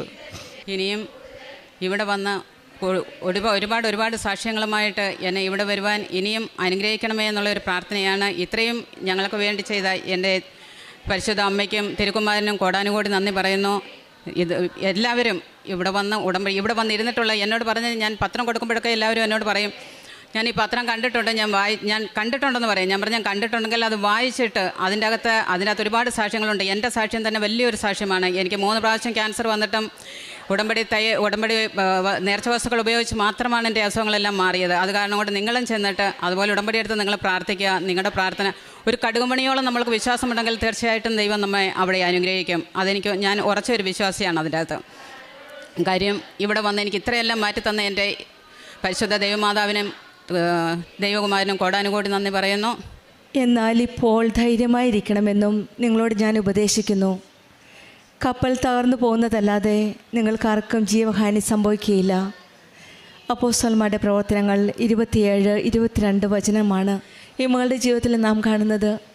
വീണ്ടും വീണ്ടും തളരാതെ രോഗങ്ങൾ വന്നാലും ഞാൻ പറയുന്ന വചനം കേട്ടതുപോലെ കപ്പൽ തകർന്നു പോകുന്നതല്ലാതെ നിങ്ങൾക്ക് ആർക്കും ജീവഹാനി സംഭവിക്കുകയില്ല എന്നുള്ള വചനം നമ്മുടെ ജീവിതത്തിൽ പലപ്പോഴും തളർന്ന സാഹചര്യങ്ങൾ വരാം. പക്ഷെങ്കിൽ നമ്മളൊരിക്കലും തകർക്കില്ല, നമ്മൾ തളർന്നു പോകില്ല. നമുക്ക് ധൈര്യത്തോടെ മുന്നോട്ട് പോകാൻ സാധിക്കും. കാരണം നമ്മൾ ഉടമ്പടിയിലാണ്. ഉടമ്പടി ജീവിതം നയിക്കുന്ന മക്കളുടെ ജീവിതത്തിൽ എപ്പോഴും ദൈവത്തിൻ്റെ ആ സാന്നിധ്യമാണ്. സങ്കീർത്തനം 41:3 പറയുന്നത്, കർത്താവ് അവന് രോഗശൈലിയിൽ ആശ്വാസം പകരും, അവിടുന്ന് അവന് രോഗശാന്തി നൽകും. ആ രോഗശാന്തി നൽകുന്ന ദൈവമാണ് നമ്മുടെ കൂടെയുള്ളത്. ആ സൗഖ്യദാതാവിൻ്റെ കരങ്ങളിലേക്കാണ് പരിശുദ്ധ അമ്മ, കൃപാസനം അമ്മ ഉടമ്പടിയിലൂടെ നമ്മെ ചേർത്ത് വയ്ക്കുന്നത്. ആ ദൈവം നമ്മുടെ കൂടെയുള്ളപ്പോൾ നമുക്കെന്തിനു ഭയപ്പെടണം? മർക്കോസിൻ്റെ സുവിശേഷം 5:34 പറയുന്നത്, മകളെ നിൻ്റെ വിശ്വാസം നിന്നെ സുഖപ്പെടുത്തി സമാധാനത്തോടെ പോവുക എന്നാണ്. ആ സമാധാനത്തോടെയാണ് നാം കണ്ണീരോടെയാണ് ഈ ആലയത്തിൽ വരുന്നത്, പരിശുദ്ധ അമ്മയുടെ സന്നിധിയിൽ. പക്ഷെങ്കിൽ നമ്മുടെ വിശ്വാസമാണ് നമ്മെ സുഖപ്പെടുത്തുന്നത്. നമ്മുടെ അമ്മ കൂടെയുണ്ട്. കൃപാസനം അമ്മ നമുക്ക് വേണ്ടി മധ്യസ്ഥം വഹിക്കും. നമുക്കിവിടെ നിന്ന് നമ്മുടെ കണ്ണീര് ഒപ്പി സമാധാനത്തോടെ പോകുന്ന ഒരിടമാണ് കൃപാസന സന്നിധി. നമുക്ക് നമ്മുടെ ജീവിതത്തിലെ എല്ലാ ബുദ്ധിമുട്ടുകളും സങ്കടങ്ങളും എല്ലാം ഈശോയുടെ കരങ്ങളിലേക്ക് സമർപ്പിക്കാം. കൃപാസനം അമ്മയുടെ മധ്യസ്ഥതയിലൂടെ നമുക്കും ആ കൃപയെ അനുഭവിക്കാനായിട്ട് സാധിക്കട്ടെ എന്ന് പ്രാർത്ഥിക്കാം. ജീവിതത്തിൻ്റെ കൊടുങ്കാറ്റിൽ ഭയപ്പെടാതെ നിൽക്കാനുള്ള കൃപയ്ക്കായി നമുക്ക് പ്രാർത്ഥിക്കാം. ജീവിതത്തിലെ എല്ലാ സാഹചര്യങ്ങളും ബുദ്ധിമുട്ടുകളും ആ സാഹചര്യങ്ങളിലെല്ലാം വിശ്വാസം കാത്തു സൂക്ഷിക്കാനായിട്ടും ഉടമ്പടിയിൽ നിലനിൽക്കാനുമുള്ള കൃപയ്ക്കായി നമുക്ക് പ്രാർത്ഥിക്കാം. കൃപാസനം അമ്മയുടെ കരം പിടിച്ചുകൊണ്ട് നമ്മുടെ ഉടമ്പടി ജീവിതം കൂടുതൽ തീഷ്ണതയോടെ വിശ്വാസത്തോടെ നമുക്ക് മുന്നോട്ട് നയിക്കാം. സൂസമ്മയ്ക്കും അത് തന്നെയല്ല, വിസയുടെ കാര്യം അതുപോലെ തന്നെയാണ്. ഈ മകൾ പറഞ്ഞത്, വിസ അത് പുതുക്കാനായിട്ട് ചെന്നപ്പോഴത്തേനും കിട്ടുന്നില്ല. മെഡിക്കലിന് പോയപ്പോഴും അവിടെയും പ്രശ്നങ്ങളാണ്. പക്ഷേ അവിടെയും ഈശോയുടെയും അമ്മയുടെയും അനുഗ്രഹമാണ്, നേർച്ച വസ്തുക്കളുടെ ഉപയോഗമാണ് നാം കാണുന്നത്. അത് തന്നെയുമല്ല, മെഡിക്കലിന് പോയപ്പോഴത്തേന് എക്സ്റേയിൽ ഫൈബ്രോയിഡ് എന്ന് കാണിച്ചു. പിന്നീട് പോകാൻ പറ്റില്ല എന്ന് മനസ്സിലായി. അങ്ങനെയാണ് പരിശുദ്ധ അമ്മ സന്നിധിയിൽ പ്രത്യക്ഷപ്പെട്ട ഈ ആലയത്തിൽ വന്ന് ബഹുമാനപ്പെട്ട ജോസഫ് അച്ഛൻ്റെ കൈവപ്പ് ശുശ്രൂഷ ലഭിക്കുന്നത്. അത് കിട്ടിയതിന് ശേഷം, അച്ഛൻ്റെ ബ്ലെസ്സിങ് കിട്ടിയതിന് ശേഷം പോകാൻ പറ്റില്ല, മെഡിക്കൽ ടെസ്റ്റ് പാസ്സാകില്ല എന്ന് പറഞ്ഞ ആ സ്ഥലത്ത് തന്നെയാണ് ഇവിടെ വന്ന് പരിശുദ്ധ അമ്മയുടെ സന്നിധി വന്ന് പ്രാർത്ഥിച്ചപ്പോൾ ജൂൺ 1 എന്ന് കാണിക്കുകയും അച്ഛൻ്റെ കൈവപ്പ് ശുശ്രൂഷ വഴി അനുഗ്രഹം ലഭിക്കുകയും ചെയ്തതിന് ശേഷമാണ് ജൂൺ 1 എന്ന് അമ്മ കാണിച്ചു കൊടുക്കുന്നത്. അങ്ങനെ ജൂൺ 1 തന്നെ മെഡിക്കൽ ടെസ്റ്റ് പാസ്സാകാൻ സാധിച്ചു. അതും ദൈവത്തിൻ്റെ ഒരു വലിയ കൃപയാണ്. ഈശോയുടെ അമ്മയുടെ ചേർന്ന് നിൽക്കുമ്പോൾ ഓരോ ഡേറ്റ് നമുക്ക് കാണിച്ചു തരികയാണ്. അമ്മ ഇവിടെ വന്നപ്പോഴും അമ്മ ഇവിടെ പ്രത്യക്ഷപ്പെട്ടപ്പോഴും ദുരന്തം വരാൻ പോകുന്നു, പ്രാർത്ഥിക്കുക എന്നാണ് അമ്മ പറഞ്ഞത്. നമ്മുടെ കാര്യങ്ങളെല്ലാം മുൻകൂട്ടി അറിയുന്ന ഒരു അമ്മയാണ് നമ്മുടെ കൂടെയുള്ളത്. നമ്മളോട് ഭയപ്പെടാതെ മുൻപോട്ട് തന്നെ എല്ലാം നമുക്ക് തന്നെ വെളിപ്പെടുത്തി തരുന്നതാണ്. നമ്മുടെ ഓരോ കാര്യങ്ങളിൽ ഇടപെടുന്ന അമ്മയാണ് നമ്മുടെ കൂടെയുള്ളത്. നമുക്കും വിശ്വാസത്തോടെ നമ്മുടെ ഉടമ്പടി ജീവിതം മുന്നോട്ട് നയിക്കാം. സുസമയ്ക്കും കുടുംബത്തിൽ ലഭിച്ച ഈ വലിയ അനുഗ്രഹങ്ങൾക്ക് നമ്മൾക്ക് കരങ്ങളടിച്ച് മാതാവ് ജീവനോടെ പ്രത്യക്ഷപ്പെട്ട ഈ അൽത്താരയിൽ വന്ന് സാക്ഷ്യം പറയാൻ എന്നെ അനുഗ്രഹിച്ച അമ്മ മാതാവിനും ഈശോപ്പായ്ക്കും ഒരുപാട് നന്ദി പറയുന്നു. എൻ്റെ പേര് അജീഷ്. ഞാൻ Wayanad Vythiri saint Joseph church ഇടവക നിന്ന് വരുന്നു. ഞാൻ ഇവിടെ വന്ന് ഇങ്ങനെ സാക്ഷ്യം പറയാൻ എന്നെ പ്രേരിപ്പിച്ചത് എൻ്റെ വൈഫ് ഇവിടെ വന്നിട്ടുണ്ടായിരുന്നു. വൈഫ് വന്ന് പ്രാർത്ഥിച്ചതിൻ്റെ ഫലമായി എനിക്കൊരു പെൺകൊച്ചിനെ തന്ന് അനുഗ്രഹിച്ചു മാതാവ്. അതുപോലെ തന്നെ അങ്ങനെ കുറച്ച് കാലങ്ങൾ കഴിഞ്ഞു പോയി. അപ്പോൾ എനിക്ക് സാമ്പത്തികമായ ബുദ്ധിമുട്ടും കാര്യങ്ങളും എല്ലാം വന്നു. കടങ്ങൾ പെരുകുകയും കാര്യങ്ങളൊക്കെ ചെയ്തു. അങ്ങനെ ഞാൻ വിദേശ രാജ്യങ്ങൾ ജോലി ചെയ്യാൻ വേണ്ടി പോകാൻ ആഗ്രഹിച്ചു. അങ്ങനെ ഇസ്രായേൽ, യൂറോപ്യൻ കൺട്രികൾ അങ്ങനെയെല്ലാം നോക്കാൻ തുടങ്ങി. ഞാൻ ഓരോ രാജ്യത്തേക്ക് പോകാനുള്ള നോക്കി. അങ്ങനെ ഇരിക്കെ ഒരു പേപ്പർ കട്ടിങ് കണ്ടു. നവംബർ 25, 26 തീയതികളിൽ എറണാകുളത്ത് വെച്ചിട്ട് ഇൻ്റർവ്യൂ ഉള്ളതായിരുന്നു. ഞാൻ ഒരു വീൽ അലൈൻമെൻറ്റ് ടെക്നീഷ്യനാണ്. അങ്ങനെ ഇതിൻ്റെ സെയിം ഇൻ്റർവ്യൂ ആയിട്ട് ഞാൻ കണ്ടു, ഇസ്രായേലിലേക്കാണ്. അപ്പോൾ അങ്ങനെ ഞാൻ ഇതിൽ അറ്റൻഡ് ചെയ്യാൻ വേണ്ടിയിട്ട് ഞാൻ എൻ്റെ ഫ്രണ്ടിനെയും പിന്നെ എൻ്റെ ഫ്രണ്ടിൻ്റെ അനിയനെയും കൂട്ടി ഞാൻ 25-ാം തീയതി എറണാകുളത്തെത്തി. അന്ന് തലേദിവസം ഏജൻറ്റ് ഇൻ്റർവ്യൂവും 26-ാം തീയതി ക്ലയൻറ്റ് ഇൻ്റർവ്യൂ ആയിരുന്നു. അങ്ങനെ 25-ാം തീയതി ഞാൻ അവിടെ നിന്ന് നല്ല പെർഫോമൻസ് ചെയ്യുകയും പിന്നെ അതേപോലെ തന്നെ ബാക്കിയുള്ളവർക്ക് പരിചയപ്പെടുത്തി ഓരോന്ന് അറിയാത്തവർക്ക് പറഞ്ഞു കൊടുക്കുകയും അവിടെ എൻ്റെ പ്രസൻസ് ഭയങ്കരമായിരുന്നു. എല്ലാവർക്കും എന്നെ ഭയങ്കര ഇഷ്ടപ്പെടുകയും എല്ലാം ചെയ്ത് കൊടുക്കാനുള്ള കാര്യങ്ങളെല്ലാം ഞാനായിരുന്നു നോക്കി നടത്തിയിരുന്നത്. അപ്പോൾ അവർക്ക് എല്ലാവർക്കും എന്നെ ഭയങ്കര ഇഷ്ടപ്പെട്ടു. അപ്പോൾ തന്നെ അവർ എന്നോട് പറഞ്ഞു, എന്നോടൊന്നുമല്ല എല്ലാവരോടും പറഞ്ഞു, പിറ്റേ ദിവസം 26-ാം തീയതി ക്ലയൻറ്റ് ഇൻ്റർവ്യൂ വരുന്നത് അത് അവരാണ് സെലക്ട് ചെയ്യുന്നത്, ഞങ്ങൾക്ക് ഒരാളെ അങ്ങോട്ട് റെക്കമെൻഡ് ചെയ്യാനോ അങ്ങനെയൊന്നും പറ്റില്ല എന്ന് പറഞ്ഞു. അങ്ങനെ പിറ്റേ ദിവസം 26-ാം തീയതി ക്ലയൻറ്റ് വന്നു. അങ്ങനെ ക്ലയൻറ്റ് ഇൻ്റർവ്യൂ എല്ലാം കഴിഞ്ഞു, നല്ല പെർഫോമൻസ് ചെയ്തു, പ്രാക്ടിക്കലും എല്ലാം ഉണ്ടായിരുന്നു. അതെല്ലാം കഴിഞ്ഞു. സെലക്ഷൻ കിട്ടിയെന്ന് പറഞ്ഞു. അവിടെ തന്നെ പറഞ്ഞു എൻ്റെ ഫ്രണ്ടിനും കിട്ടി, എൻ്റെ ഫ്രണ്ടിൻ്റെ അനിയനൊക്കെ കിട്ടി. ഫ്രണ്ടിൻ്റെ അനിയൻ തലേ ദിവസം വന്നിട്ടുണ്ടായിരുന്നില്ല പേടിച്ചിട്ട്. അപ്പോൾ പിറ്റേ ദിവസത്തേക്ക് ഞാനൊക്കെ വിളിച്ച് വരുത്തി അവന് രണ്ടാമത്തെ ക്ലയൻറ്റ് ഇൻ്റർവ്യൂ കൂടുകയായിരുന്നു. അങ്ങനെ ഞങ്ങളെല്ലാവരും സെലക്ഷനായി. അങ്ങനെ സന്തോഷത്തോടെ വീട്ടിലേക്ക് മടങ്ങി പോകുന്ന വഴിയിലൊക്കെ നമ്മൾ ഇസ്രായേലിലേക്ക് പോകുന്ന ആ ക്ലയൻറ്റ് പറയുകയും ചെയ്ത് നിങ്ങൾക്ക് സെലക്ഷൻ ആയിട്ടുണ്ട്, കൂടെ വർക്ക് ചെയ്യാൻ ആരൊക്കെയാണെന്ന് എൻ്റെ ഫ്രണ്ടിനോട് ചോദിച്ചു. അപ്പോൾ എൻ്റെ പേരൊക്കെ പറഞ്ഞു. അങ്ങനെ ഞാനും എൻ്റെ ഫ്രണ്ടൊക്കെ സന്തോഷിച്ചിട്ട് ഞാൻ വീട്ടിലേക്ക് ഇങ്ങനെ പോവുകയാണ്. അപ്പോൾ ഒഫീഷ്യലായിട്ടുള്ളൊരു റിസൾട്ട് 3 ദിവസത്തിനുള്ളിൽ വാട്സപ്പിൽ വരും എന്ന് പറഞ്ഞു ഏജൻറ്റ്. അപ്പോൾ അങ്ങനെ സന്തോഷത്തോടെ ഞങ്ങൾ പോയി, ഇസ്രായേൽ പോയി. നല്ല അങ്ങനെയുള്ള സന്തോഷത്തിൽ ഇങ്ങനെ പോയിക്കൊണ്ടിരിക്കുക. 3 ദിവസം കഴിഞ്ഞിട്ട് ഒന്നും കാണുന്നില്ല. അപ്പോൾ 4-ാമത്തെ ദിവസമുണ്ട് എൻ്റെ ഫ്രണ്ടിനെ അനിയൻ വിളിച്ചിട്ട് പറഞ്ഞു, ചേട്ടൻ്റെ പേര് ഇതിൽ കാണുന്നില്ലല്ലോ, വേറെ ഒരു ഗ്രൂപ്പൊക്കെ തുടങ്ങി, അതിൽ എന്താ പറയുക ബാക്കിയുള്ളവരെ എല്ലാം പേപ്പർ വർക്കൊക്കെ നടക്കാൻ തുടങ്ങി. എൻ്റെ പേരുമുണ്ട്, പക്ഷേ അജേട്ടൻ്റെ പേരും കാണുന്നില്ല. എൻ്റെ കൂടെ വന്ന വിഷ്ണു എന്ന് പറഞ്ഞ വ്യക്തിയാണ്, ആ ആളുടെ പേരും കാണുന്നില്ല എന്ന് പറഞ്ഞു. അപ്പോൾ ഞാനൊക്കെ ആകെ ടെൻഷൻ അടിച്ചു. ഞാൻ സ്ക്രീൻഷോട്ട് ഇടാൻ പറഞ്ഞു. അങ്ങനെ അതിൽ നോക്കുമ്പോൾ എൻ്റെ പേര് കാണുന്നില്ല. അങ്ങനെ 3-ാമത്തെ കോളത്തിൽ നോക്കുമ്പോൾ എൻ്റെ വെയിറ്റിംഗ് ലിസ്റ്റിലായിരുന്നു, 3-ാമത്തെ നമ്പറിലുമാണ് എൻ്റെ വെയിറ്റിംഗ് ലിസ്റ്റ് വന്നത്. അപ്പോൾ ഞാൻ അങ്ങനെ ടെൻഷൻ അടിച്ച് അന്ന് രാത്രി ഒന്നും ഉറങ്ങാനും പറ്റിയില്ല. അങ്ങനെ ബുദ്ധിമുട്ടായി അങ്ങനെയൊക്കെ ആയിരുന്നു. അപ്പോൾ മാതാവിനോടും അമ്മേനോടും ഞാൻ പ്രാർത്ഥിച്ചു, എന്താ മാതാവ് എനിക്ക് എന്തുകൊണ്ടാണ് കിട്ടാത്തതെന്ന് ഞാൻ കുറേ അന്വേഷിച്ചു. ഏജ് എനിക്ക് 32 വയസ്സുണ്ട്. 30-ന് മേളിൽ പോയവർക്കാണോ കിട്ടാത്തതെന്ന് ഞാൻ വിചാരിച്ചു. അപ്പോൾ അത് നോക്കുമ്പോൾ അതിന് മേളിൽ വയസ്സുള്ളവർക്ക് കിട്ടുന്നുണ്ട്. പിന്നെ മാരീഡ് ആയതുകൊണ്ടാണോ കിട്ടുന്നത് അത് നോക്കി, അതുമല്ല, അതിന് മാരീഡ് എഴുതിയവരുണ്ട്. പിന്നെ അതേപോലെ തന്നെ അങ്ങനെ വയസ്സിൻ്റെ മാരീഡ് പിന്നെ സിംഗിളായവർ അങ്ങനെയൊക്കെ നോക്കി. ഒന്നും കൊണ്ട് എനിക്ക് അതിൻ്റെ ഉത്തരം കിട്ടുന്നില്ല. ഞാൻ ഏജൻറ്റിനെ വിളിച്ചു. അപ്പോൾ എന്തുകൊണ്ടാണ് കിട്ടാത്തത്, തലേദിവസം എൻ്റെ പെർഫോമൻസ് ഒക്കെ നല്ലതായിരുന്നല്ലോ, എന്തുകൊണ്ടാണ്? അപ്പോൾ അവർ പറഞ്ഞു എനിക്കും അറിയില്ല. അവരും പറഞ്ഞു ഇത്രയും നല്ല പെർഫോമൻസ് ചെയ്ത് ചേട്ടനാണല്ലോ, എന്നിട്ട് ചേട്ടന് കിട്ടിയില്ലല്ലോ എന്ന് പറഞ്ഞു. അപ്പോൾ മെയിൻ ഏജൻറ്റിനെ വിളിച്ചപ്പോൾ ഏജൻറ്റ് പറഞ്ഞു നിങ്ങൾക്ക് കിട്ടും, പക്ഷേ അത് അടുത്ത ബാച്ചിന് എടുക്കുമ്പോൾ ഇൻ്റർവ്യൂയിലൂടെ ആയിരിക്കും കിട്ടുക, അപ്പോൾ നിങ്ങൾക്കൊരു മുൻഗണന ഉണ്ടാവുമെന്ന് പറഞ്ഞു. അങ്ങനെ വിഷമിച്ച് നിൽക്കുകയായിരുന്നു.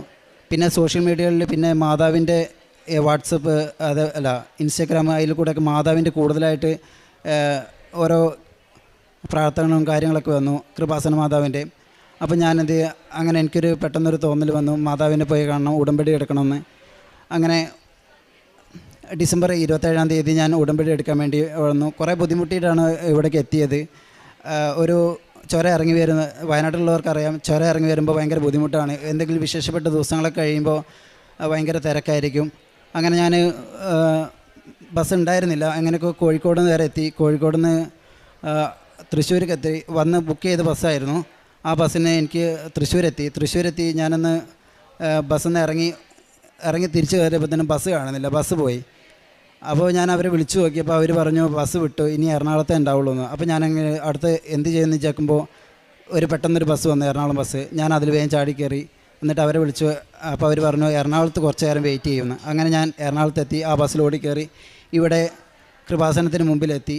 അവിടെ എത്തി മാതാവിൻ്റെ മുമ്പിലെത്തിയപ്പോൾ എനിക്ക് സുഗന്ധ വിഷയം ഉണ്ടായി, മുല്ലപ്പൂവിൻ്റെ സ്മെല്ലുണ്ടായിരുന്നു. അപ്പോൾ ഞാൻ അതുവഴി ഇങ്ങനെ നേരെ വന്നു ഉടമ്പടി എടുക്കാൻ വേണ്ടി കയറി.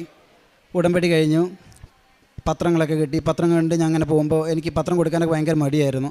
നേരെ പോകുന്ന വഴിയിൽ ഈ 2 പത്രമൊക്കെ വെച്ചിട്ട് ഒരാൾക്ക് ഞാൻ കൊടുത്ത് വേഗം തീർക്കണമല്ലോ എന്ന് വിചാരിച്ച് ഞാൻ ബസ്സിലുള്ളവർക്കും കൊടുത്ത് ബാക്കിയുള്ള നേരെ എൻ്റെ ഇടവകയിൽ അവിടുത്തെ പള്ളിയിലും ഒക്കെ വേഗം കൊടുത്ത് വേഗം തീർത്തു. പിന്നെയാണ് അച്ഛൻ്റെ ടോക്കുകൾ കേൾക്കുന്നതൊക്കെ ചൊവ്വാഴ്ചത്തെ ഉടമ്പടി ധ്യാനത്തിലൊക്കെ കേൾക്കാൻ തുടങ്ങി, ഇങ്ങനെ കൊടുക്കരുത് എന്നൊക്കെ. അപ്പോൾ ഞാനത് ഭയങ്കര വിഷമത്തിൽ നിന്ന് ഇങ്ങനെ കൊടുത്തു പോയാലോ എന്നൊക്കെ വിചാരിച്ചു. അങ്ങനെ മുന്നോട്ട് പോയിക്കൊണ്ടിരിക്കുമ്പോൾ കുറേ പ്രാർത്ഥിച്ച് അങ്ങനെ കുറേ മുന്നോട്ട് പോയി. എന്നാലും അടുത്ത പ്രാവശ്യം വരുമ്പോൾ എന്തെങ്കിലും നല്ലപോലെ പത്രം വാങ്ങി എല്ലാവർക്കും പറഞ്ഞു കൊടുക്കണം എന്നൊക്കെ ആഗ്രഹിച്ചു. അങ്ങനെ പോയിക്കൊണ്ടിരിക്കുമ്പോൾ പ്രാർത്ഥിച്ച് നോക്കുമ്പോൾ ഒരു ദിവസം ഞങ്ങൾ ഇടവകയിലെ പള്ളിപ്പെരുന്നാളായിരുന്നു. ആ പെരുന്നാളിൻ്റെ അന്ന് രാവിലെ ഞാൻ എഴുന്നേൽക്കുമ്പോൾ ഇൻസ്റ്റഗ്രാമിൽ ഒരു ടോക്ക് ഉണ്ടായിരുന്നു അച്ഛൻ്റെ. നിങ്ങൾക്ക് എന്താ ഒരു ആവശ്യമുണ്ടെങ്കിലോ അത് അപ്പം ഈശോയെ വാഴ്ത്തുന്ന സമയത്ത് നമ്മൾ പറഞ്ഞിട്ടുണ്ടെങ്കിൽ അത് നടക്കുമെന്ന്. അങ്ങനെ ഞാൻ എൻ്റെ ഇസ്രായേൽ പോകുന്നതിൻ്റെ കാര്യങ്ങളും പ്രാർത്ഥിച്ച് ഞാൻ കുർബാനയ്ക്ക് പോയി. ഇസ്രായേലിൽ പ്രാർത്ഥിച്ച് അങ്ങനെ പോകണം എന്നുള്ളതൊക്കെ പ്രാർത്ഥിച്ച് ഞാൻ വീട്ടിൽ വന്ന് സോഫയിൽ കിടന്ന് ഇവിടുത്തെ സാക്ഷ്യങ്ങളെല്ലാം ബ്ലൂടൂത്ത് ഹെഡ്സെറ്റ് വഴി ഞാൻ കേട്ട് കിടക്കുമ്പോൾ പെട്ടെന്നൊരു കോള് വരുന്നുണ്ടായി. ഏജൻറ്റ് വിളിച്ചിട്ട് പറഞ്ഞു, നിങ്ങളെ ഇൻ്റർവ്യൂവിൽ സെലക്ഷൻ ആക്കിയിട്ടുണ്ട് എന്ന് പറഞ്ഞു. അപ്പോൾ അത് കഴിഞ്ഞിട്ട് കുറച്ചും കൂടി മുന്നോട്ട് അങ്ങനെ പോയി. പിന്നെ ഇവിടെ വന്ന് അതിൻ്റെ പേപ്പർ വർക്കുകളെല്ലാം ക്ലിയർ ചെയ്യണം പറഞ്ഞു ഏജൻറ്റ്. അങ്ങനെ പേപ്പർ വർക്കുകളെല്ലാം ക്ലിയർ ചെയ്യുമ്പോൾ ഞാൻ ഇവിടെ വന്ന് ആദ്യം പ്രാർത്ഥിച്ച് കൃപാസന പത്രം. അപ്പോൾ അങ്ങനെ കൃപാസന പത്രത്തിൽ ഞാൻ വാങ്ങണമെന്ന് വിചാരിച്ചു. പിന്നെ വാങ്ങാതെ ഞാൻ പോയി, മെഴുകുതിരി മാത്രം വാങ്ങിയിട്ട് പോയി. പിന്നെ അതിനുശേഷം എല്ലാം സ്ലോവായി, എല്ലാ കാര്യങ്ങളും നിന്ന് ഒരു വിളിയും കാര്യങ്ങളൊന്നുമില്ല. അങ്ങനെ കുറച്ച് ഇങ്ങനെ നിന്നു. അടുത്ത പുതുക്കേണ്ട ദിവസം വരുന്നു. അപ്പോൾ ഞാൻ പറഞ്ഞു എന്തായാലും വേണ്ടിയില്ല, അന്ന് പത്രം വാങ്ങിയിട്ട് എന്തെങ്കിലും പുതുക്കണം അങ്ങനെയൊക്കെ വിചാരിച്ചു. ഞാൻ നിന്ന് ഇവിടെ വന്ന് പുതുക്കി. ഇവിടെ വന്ന് പുതുക്കാൻ നേരത്ത് എനിക്ക് മാതാവിൻ്റെ മുത്തുകുട പിടിക്കാനുള്ള അനുഗ്രഹം കിട്ടി. അങ്ങനെ മാതാവിനെ കുട ചോദിക്കാനും ആ കുടക്കീഴിൽ എനിക്കൊരു അഭയം കിട്ടുവാനും സാധിച്ചു. അങ്ങനെ ഇവിടെ വന്ന് പ്രാർത്ഥിച്ച് പിറ്റേ ദിവസം ഞാൻ ഇവിടുന്ന് അന്ന് വൈകുന്നേരം ബസ് കയറി. പിറ്റേ ദിവസം അവിടെ എത്തി വൈകുന്നേരത്തെ കുർബാനയ്ക്ക് പോയി വന്നു കഴിഞ്ഞപ്പോൾ അവിടെ നിന്ന് എന്നോട് ഇവിടുന്ന് ഒരു ഏജൻറ്റിൻ്റെ കോൾ വന്നു. നിങ്ങളെ അപ്രൂവൽ വന്നിട്ടുണ്ട് നിങ്ങൾക്ക് എന്ന് പറഞ്ഞു. അങ്ങനെ അപ്രൂവൽ വന്നു. അപ്പോൾ അതിൻ്റെ ബാക്കിയുള്ള പേപ്പറുകളെല്ലാം ക്ലിയറാക്കി. പിന്നെ എല്ലാം വേമയും കാര്യങ്ങളായിരുന്നു. അങ്ങനെ എനിക്ക് ഈ മെഡിക്കൽ അതേപോലെ തന്നെ എംബസി ഇൻ്റർവ്യൂ എല്ലാം പെട്ടെന്ന് കഴിഞ്ഞു. അങ്ങനെ എനിക്ക് വിസ അടിച്ച് കൈ കിട്ടിയിട്ടുണ്ട്. എൻ്റെ പാസ്പോർട്ടാണിത്.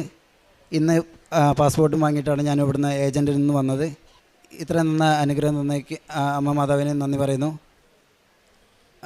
കാരുണ്യ പ്രവർത്തികൾ എന്ന് പറഞ്ഞിട്ടുണ്ടെങ്കിൽ ഞാൻ ഹോസ്പിറ്റലിൽ ഫുഡ് പാകം ചെയ്ത് കൊണ്ടേ കൊടുക്കുമായിരുന്നു, ഭക്ഷണം വാങ്ങിച്ചു കൊടുക്കുമായിരുന്നു.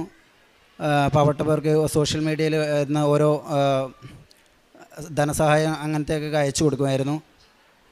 എനിക്ക് കിട്ടിയ അനുഗ്രഹങ്ങൾ പറഞ്ഞിട്ട് ബാക്കിയുള്ളവർക്ക് ഞാൻ പറഞ്ഞു കൊടുത്ത് അവരെ ഒരു മാതാവിൻ്റെ ലെവലിലേക്ക് തിരിക്കാൻ വേണ്ടി നോക്കിയായിരുന്നു.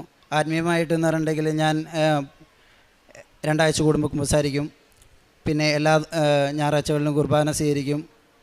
തിങ്കളാഴ്ചകൾ മാക്സിമം എല്ലാത്തിനും പോയി ആരാധനയും കുർബാനയും സ്വീകരിക്കും. ബൈബിൾ ഡെയിലി വായിക്കും. മാതാവ് എനിക്ക് തന്ന എല്ലാ അനുഗ്രഹത്തിനും നന്ദി പറയുന്നു. ജെറമിയ 29:12-13 തിരുവചനങ്ങൾ. നിങ്ങൾ എന്നെ വിളിച്ചപേക്ഷിക്കും, എൻ്റെ അടുക്കൽ വന്ന് പ്രാർത്ഥിക്കും, ഞാൻ നിങ്ങളുടെ പ്രാർത്ഥന കേൾക്കും. നിങ്ങൾ എന്നെ അന്വേഷിക്കും, പൂർണ്ണ ഹൃദയത്തോടെ അന്വേഷിക്കുമ്പോൾ നിങ്ങൾ എന്നെ കണ്ടെത്തും. നിങ്ങൾ എന്നെ കണ്ടെത്തുവാൻ ഇടയാക്കുമെന്ന് കർത്താവ് അരുളി ചെയ്യുന്നു. ഞാൻ നിങ്ങളുടെ ഐശ്വര്യം പുനഃസ്ഥാപിക്കും. അജീഷ് എന്ന ഈ മകൻ ഇസ്രായേൽ പോകുവാനുള്ള നടപടിക്രമവും അതിന് നേരിട്ട കാലതാമസവും പ്രതിസന്ധികളും അതിൽ അമ്മ മാതാവിൻ്റെ തിരുനടയിൽ വന്ന ഉടമ്പടി എടുത്തതിന് ശേഷം ലഭിച്ച സംരക്ഷണവും സമയച്ചുരുക്കവുമാണ് ഈ അൾത്താരയിൽ പങ്കുവച്ചത്. മകൻ്റെ അൾത്താരയിലെ സാക്ഷ്യത്തിൻ്റെ ഒരു പ്രത്യേകത, ഉടമ്പടി എടുക്കുന്ന സമയത്ത് മകന് കൃപാസനം പത്രം കൊടുക്കുന്നതിനോടുണ്ടായിരുന്ന ഒരു വിമുഖതയോ അതെങ്ങനെ കൊടുക്കണമെന്ന ഒരു മനസ്സിലുണ്ടായിരുന്ന ഒരു സംശയങ്ങളുമാണ്. അത് നമുക്കറിയാം, ഉടമ്പടി ജീവിതത്തിൻ്റെ ഒരു പ്രധാന ഘടകമാണ് പ്രേക്ഷിത പ്രവർത്തനം. അത് വിശ്വാസത്തിൽ നമ്മൾ സ്വയം ആഴപ്പെടുക, ഈശോയെക്കുറിച്ചുള്ള വിശ്വാസം മറ്റുള്ളവരോട് പറയുവാൻ നമ്മൾ സന്നദ്ധതയുള്ളവരാവുക, ധൈര്യമുള്ളവരാവുക. അതിന് ഈ കാലഘട്ടത്തിൽ നമുക്ക് നൽകിയിരിക്കുന്ന ഏറ്റവും എളുപ്പമുള്ള ഒരു വഴിയാണ് കൃപാസനം പത്രത്തിൻ്റെ കൈമാറൽ എന്ന് പറയുന്നത്. അത് ഓരോ മാസവും ജോസഫ് അച്ഛന് ലഭിക്കുന്ന ദൈവിക സന്ദേശങ്ങളുടെ ആ ചുരുക്കം നമുക്കതിനകത്ത് കാണുവാൻ സാധിക്കും. അതോടൊപ്പം ഉടമ്പടിയെടുത്ത് ജീവിക്കുന്ന മക്കൾ ദൈവശക്തിയാൽ പ്രാപിക്കുന്ന അനുഗ്രഹങ്ങളുടെ സാക്ഷ്യങ്ങളും നമുക്കത് വായിക്കുവാൻ പറ്റും. ജീവിതത്തിൽ തകർന്നിരിക്കുന്നവർക്കും നിരാശരായിരിക്കുന്നവർക്കും ദൈവശക്തിയാൽ പുതിയ ഉണർവും പുതിയ ജീവിതവും പുതിയ സന്തോഷവും ലഭിക്കുമെന്ന് ഓരോ സാക്ഷ്യവും നമ്മളെ ഓർമ്മപ്പെടുത്തുകയാണ്. അതുകൊണ്ട് നമ്മൾ അലസമായും അലക്ഷ്യമായുമല്ല, പ്രാർത്ഥനയോടുകൂടിയും ദൈവത്തെ കണ്ടെത്തുവാനും ദൈവനാമത്തെ മഹത്വപ്പെടുത്തുവാനും ദൈവസന്നിധിയിൽ വന്നു ചേരുവാനും ഇത് ഞാൻ കൈമാറുമ്പോൾ ഒരു വ്യക്തിക്കത് ഉപകാരമാകണമെന്ന ആഗ്രഹത്തോടും പ്രാർത്ഥനയോടും കൂടിയാണ് നാം നൽകുന്നതെങ്കിൽ അത് വലിയ അനുഗ്രഹത്തിന് കാരണമാകും. അതാണ് ശരിയായിട്ടുള്ള സുവിശേഷ പ്രവർത്തനത്തിൻ്റെ ഒരു മാതൃകയും. ഒരാളെ എൻ്റെ മനസ്സാന്തര ജീവിതത്തിലൂടെ, എൻ്റെ ഉടമ്പടി ജീവിതത്തിലൂടെ എൻ്റെ കർത്താവിൻ്റെ അരികിലേക്ക് കൂട്ടിക്കൊണ്ടുവരുവാൻ ഞാൻ നടത്തുന്ന ഒരു പരിശ്രമമാണിത്. അത് ഉടമ്പടി ധ്യാനങ്ങൾ ഷെയർ ചെയ്യുന്നതാവാം, സാക്ഷ്യങ്ങൾ ഷെയർ ചെയ്തതാവാം, നമ്മുടെ ഡെയിലി ബ്രെഡ് ഷെയർ ചെയ്യുന്നതാവാം. ഓരോന്നും ദൈവനാമത്തെ മറ്റുള്ളവരുടെ മുമ്പിൽ പ്രചരിപ്പിക്കുവാനും മഹത്വപ്പെടുത്തുവാനുമുള്ള ഓരോ കാര്യത്തിലും സ്നേഹത്തോടെയും സന്തോഷത്തോടെയും നമ്മൾ പങ്കുചേരുന്നതിനെയാണ് പ്രേക്ഷിത പ്രവർത്തനം എന്നതുകൊണ്ട് അർത്ഥമാക്കുന്നത്. മകൻ പറയുന്നുണ്ട്, രണ്ടാമത് വരുമ്പോൾ ഞാൻ പത്രം വാങ്ങാതെ തിരി മാത്രം വാങ്ങിക്കൊണ്ട് പോയി. ഞാനത് ആ ലിസ്റ്റിൽ നിന്നും പോലും ഇല്ലാതെ ഞാൻ ആകെ തകർന്നു പോയി. പിന്നീട് വീണ്ടും അമ്മയുടെ അരികിൽ വന്ന് പ്രാർത്ഥിക്കുകയും ഉടമ്പടി പുതുക്കുകയും കൃപാസനം പത്രം വാങ്ങി ഓരോരുത്തർക്കും പ്രാർത്ഥിച്ച് കൈമാറിക്കൊടുത്ത് വീട്ടിൽ ചെന്ന് കഴിയുമ്പോൾ അടുത്ത ദിവസം തന്നെ ഒരു ഏജൻറ്റ് വിളിച്ച് വിദേശത്തേക്ക് പോകുവാനുള്ള കാര്യങ്ങൾ തയ്യാറാവുന്നതും വളരെ ചുരുങ്ങിയ സമയത്തിനുള്ളിൽ എല്ലാ കാര്യവും ക്രമീകരിച്ച് നൽകുകയും ചെയ്യുന്നുവെന്ന്. പ്രിയമുള്ളവരെ, നമ്മൾ ദൈവശക്തിയിൽ ആശ്രയിക്കുന്നുവെങ്കിൽ അതിൽ പിന്നെ സംശയിക്കരുത്. നമ്മുടെ കഴിവിലും സമ്പത്തിലും സാധ്യതകളിലുമാണ് ആശ്രയിക്കുന്നതെങ്കിൽ നമ്മൾ അതിൽ ഉറച്ചു നിന്ന് മുന്നോട്ട് പോകുവാൻ ശ്രദ്ധിക്കണം. ദൈവശക്തിയിൽ ആശ്രയിച്ച് പാതി മനസ്സാണ് കൊടുക്കുന്നതെങ്കിൽ ലഭിക്കേണ്ട അനുഗ്രഹങ്ങൾക്ക് പോലും കാലതാമസം ഉണ്ടാകുമെന്ന് ഒത്തിരി മക്കളുടെ അനുഭവ സാക്ഷ്യങ്ങൾ നമ്മളെ ഇവിടെ പഠിപ്പിച്ചു തരും. കാരണം നമ്മൾ ദൈവത്തെ പരീക്ഷിക്കുന്നവരായി മാറുന്നു.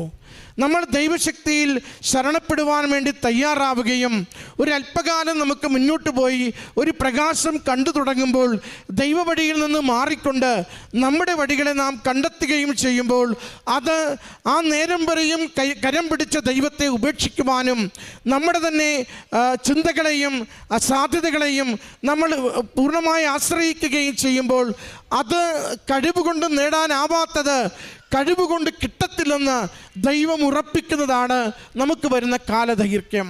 അതുകൊണ്ട് ഉടമ്പടിയിൽ എപ്പോഴും നമ്മൾ ഓർക്കണം, ഇതൊരു സീരിയസ് അഫെയർ ആണ്. ഇത് ആരും നിർബന്ധിച്ച് ഉടമ്പടി എടുക്കുവാൻ ആരെയും ഇങ്ങോട്ട് നമ്മളെ കൊണ്ടുവരുന്നില്ല, ആരോടും നമ്മൾ പറയുന്നുമില്ല. ആർക്കാണോ സ്വതന്ത്രമായി ദൈവസ്നേഹത്തോടെ ജീവിത വിഷയങ്ങൾക്ക് പരിഹാരമായി ഈ കാലഘട്ടത്തിൽ ലോകത്തിന് പരിശുദ്ധമ്മയിലൂടെ നൽകപ്പെട്ടിരിക്കുന്ന ദൈവിക പദ്ധതിയിലേക്ക് മനസ്സും ശരീരവും ആത്മാവും ചേർക്കുവാൻ സന്തോഷമുള്ളത്, അവർ ദൈവനാമത്തെ മഹത്വപ്പെടുത്തുകയും ദൈവത്തിൻ്റെ വലിയ അനുഗ്രഹങ്ങൾ പ്രാപിക്കുകയും ചെയ്യും. അതുകൊണ്ട് ഉടമ്പടി ഒരിക്കലും പരീക്ഷിക്കുവാനെടുക്കരുത്. ഉടമ്പടി എപ്പോഴും ജീവിതത്തെ സമർപ്പിക്കുവാൻ വേണ്ടി മാത്രം, ഉടമ്പടി പ്രകാരം ജീവിതകാര്യങ്ങൾ ക്രമപ്പെടുത്തുവാൻ വേണ്ടി മാത്രം നമ്മൾ സമീപിക്കണം. അത് നമുക്ക് അനുഗ്രഹവും നമുക്ക് ദൈവികമായ സംരക്ഷണവും കൊണ്ടുവരും. ഈ മകന് ലഭിച്ച തിരിച്ചറിവുകൾക്ക്, ആത്മീയ ബോധ്യങ്ങൾക്ക് ദൈവ തിരുനാമത്തിന് മഹത്വം ഉണ്ടാകട്ടെ. മാതാവ് ജീവനോടെ പ്രത്യക്ഷപ്പെട്ട തിരുവൾത്താരയിൽ നിന്ന് പ്രത്യക്ഷീകരണത്തിന് സാക്ഷിയാക്കിയ എൻ്റെ മാതാവിനും തിരുകുമാരനും 1000 നന്ദി അർപ്പിച്ചുകൊണ്ട് ഞാൻ എൻ്റെ സാക്ഷി ആരംഭിക്കുന്നു. എൻ്റെ പേര് ലിജ, ഇത് എൻ്റെ ഹസ്ബൻഡ് റെബിൻ. ഞങ്ങൾ എറണാകുളം ജില്ലയിലെ പിറവം ഓണക്കൂർ സെൻറ്റ് മേരീസ് ഇടവകയിൽ നിന്നാണ് വരുന്നത്. ഞാൻ ആദ്യമായിട്ട് ഉടമ്പടി എടുത്തത് 2024 ഓഗസ്റ്റ് 18 ആയിരുന്നു. ഇത് ഞാൻ 3 മാസം മുന്നേ കഴിഞ്ഞ ഫെബ്രുവരി 15 ഒരു സാക്ഷ്യം പറഞ്ഞതാണ്. ഇതെൻ്റെ രണ്ടാമത്തെ സാക്ഷ്യമാണ് എൻ്റെ മാതാവിൻ്റെ അൾത്താരിൽ നിന്നുകൊണ്ട്. ഞാൻ ഉടമ്പടി എടുക്കാനുണ്ടായ സാഹചര്യം എന്ന് പറഞ്ഞാൽ എല്ലാവരും പറയും പോലെ തന്നെ നമുക്ക് വളരെയധികം ബുദ്ധിമുട്ടുള്ള സമയങ്ങളിലാണ് നമ്മളെപ്പോഴും ദൈവത്തിനെ ഓർക്കുക. അല്ലാത്ത സമയത്ത് നമ്മൾ ദൈവത്തെ ഓർക്കില്ല.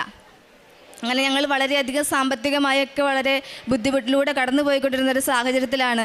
കൃപാസനത്തെക്കുറിച്ച് ഞാൻ നേരത്തെ കേട്ടിട്ടുണ്ടെങ്കിലും ഇതിന് മുന്നേ ഞാനൊരു തവണ ഇവിടെ വന്നിട്ടുണ്ട്. പക്ഷേ അന്ന് എനിക്ക് ഉടമ്പടി എടുക്കാനൊന്നും പറ്റിയില്ല. ഉടമ്പടി എന്താണെന്നും എനിക്കറിയില്ലായിരുന്നു. അങ്ങനെ എനിക്ക് ഇങ്ങനെയുള്ള സാഹചര്യത്തിലൂടെ കടന്നു പോയപ്പോൾ ഹസ്ബൻഡിന് പുറത്തേക്ക് പോകാനുള്ള രീതിയിലുള്ളൊരു കാര്യത്തെക്കുറിച്ച് ഞങ്ങൾ നോക്കുകയായിരുന്നു.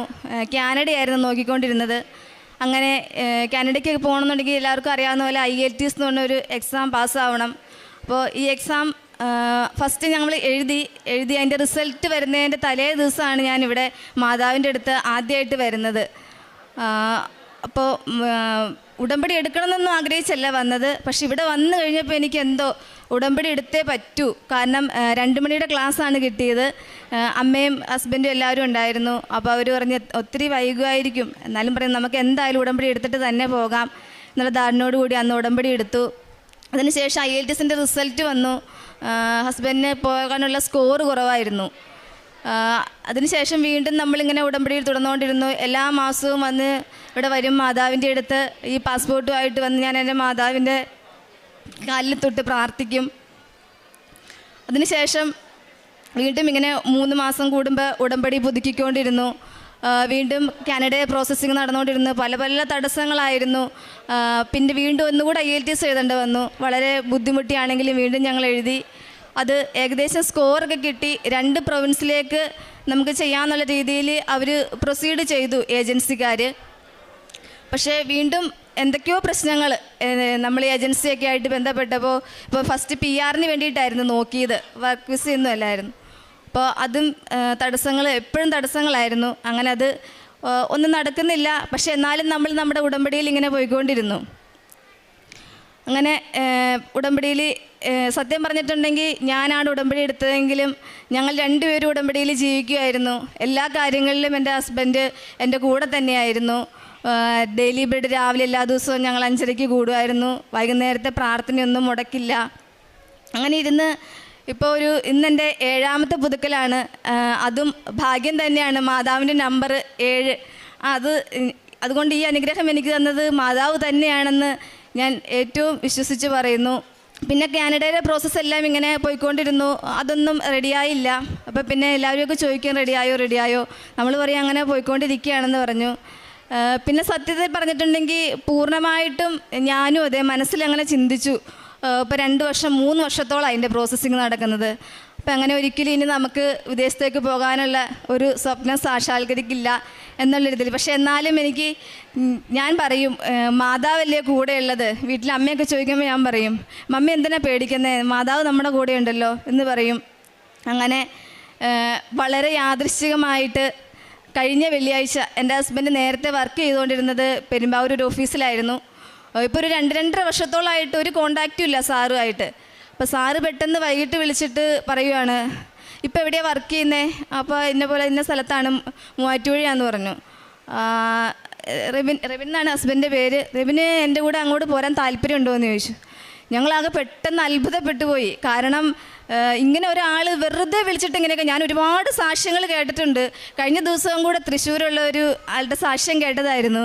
പെട്ടെന്ന് അങ്ങനെയൊക്കെ വിളിച്ചിട്ട് ആരെങ്കിലും അങ്ങനെ ചോദിക്കുമോ? അങ്ങനെ സാറേ കുഴപ്പമില്ല എന്ന് പറഞ്ഞു. ബാക്കിയുള്ള കാര്യങ്ങളെല്ലാം പെട്ടെന്നായിരുന്നു.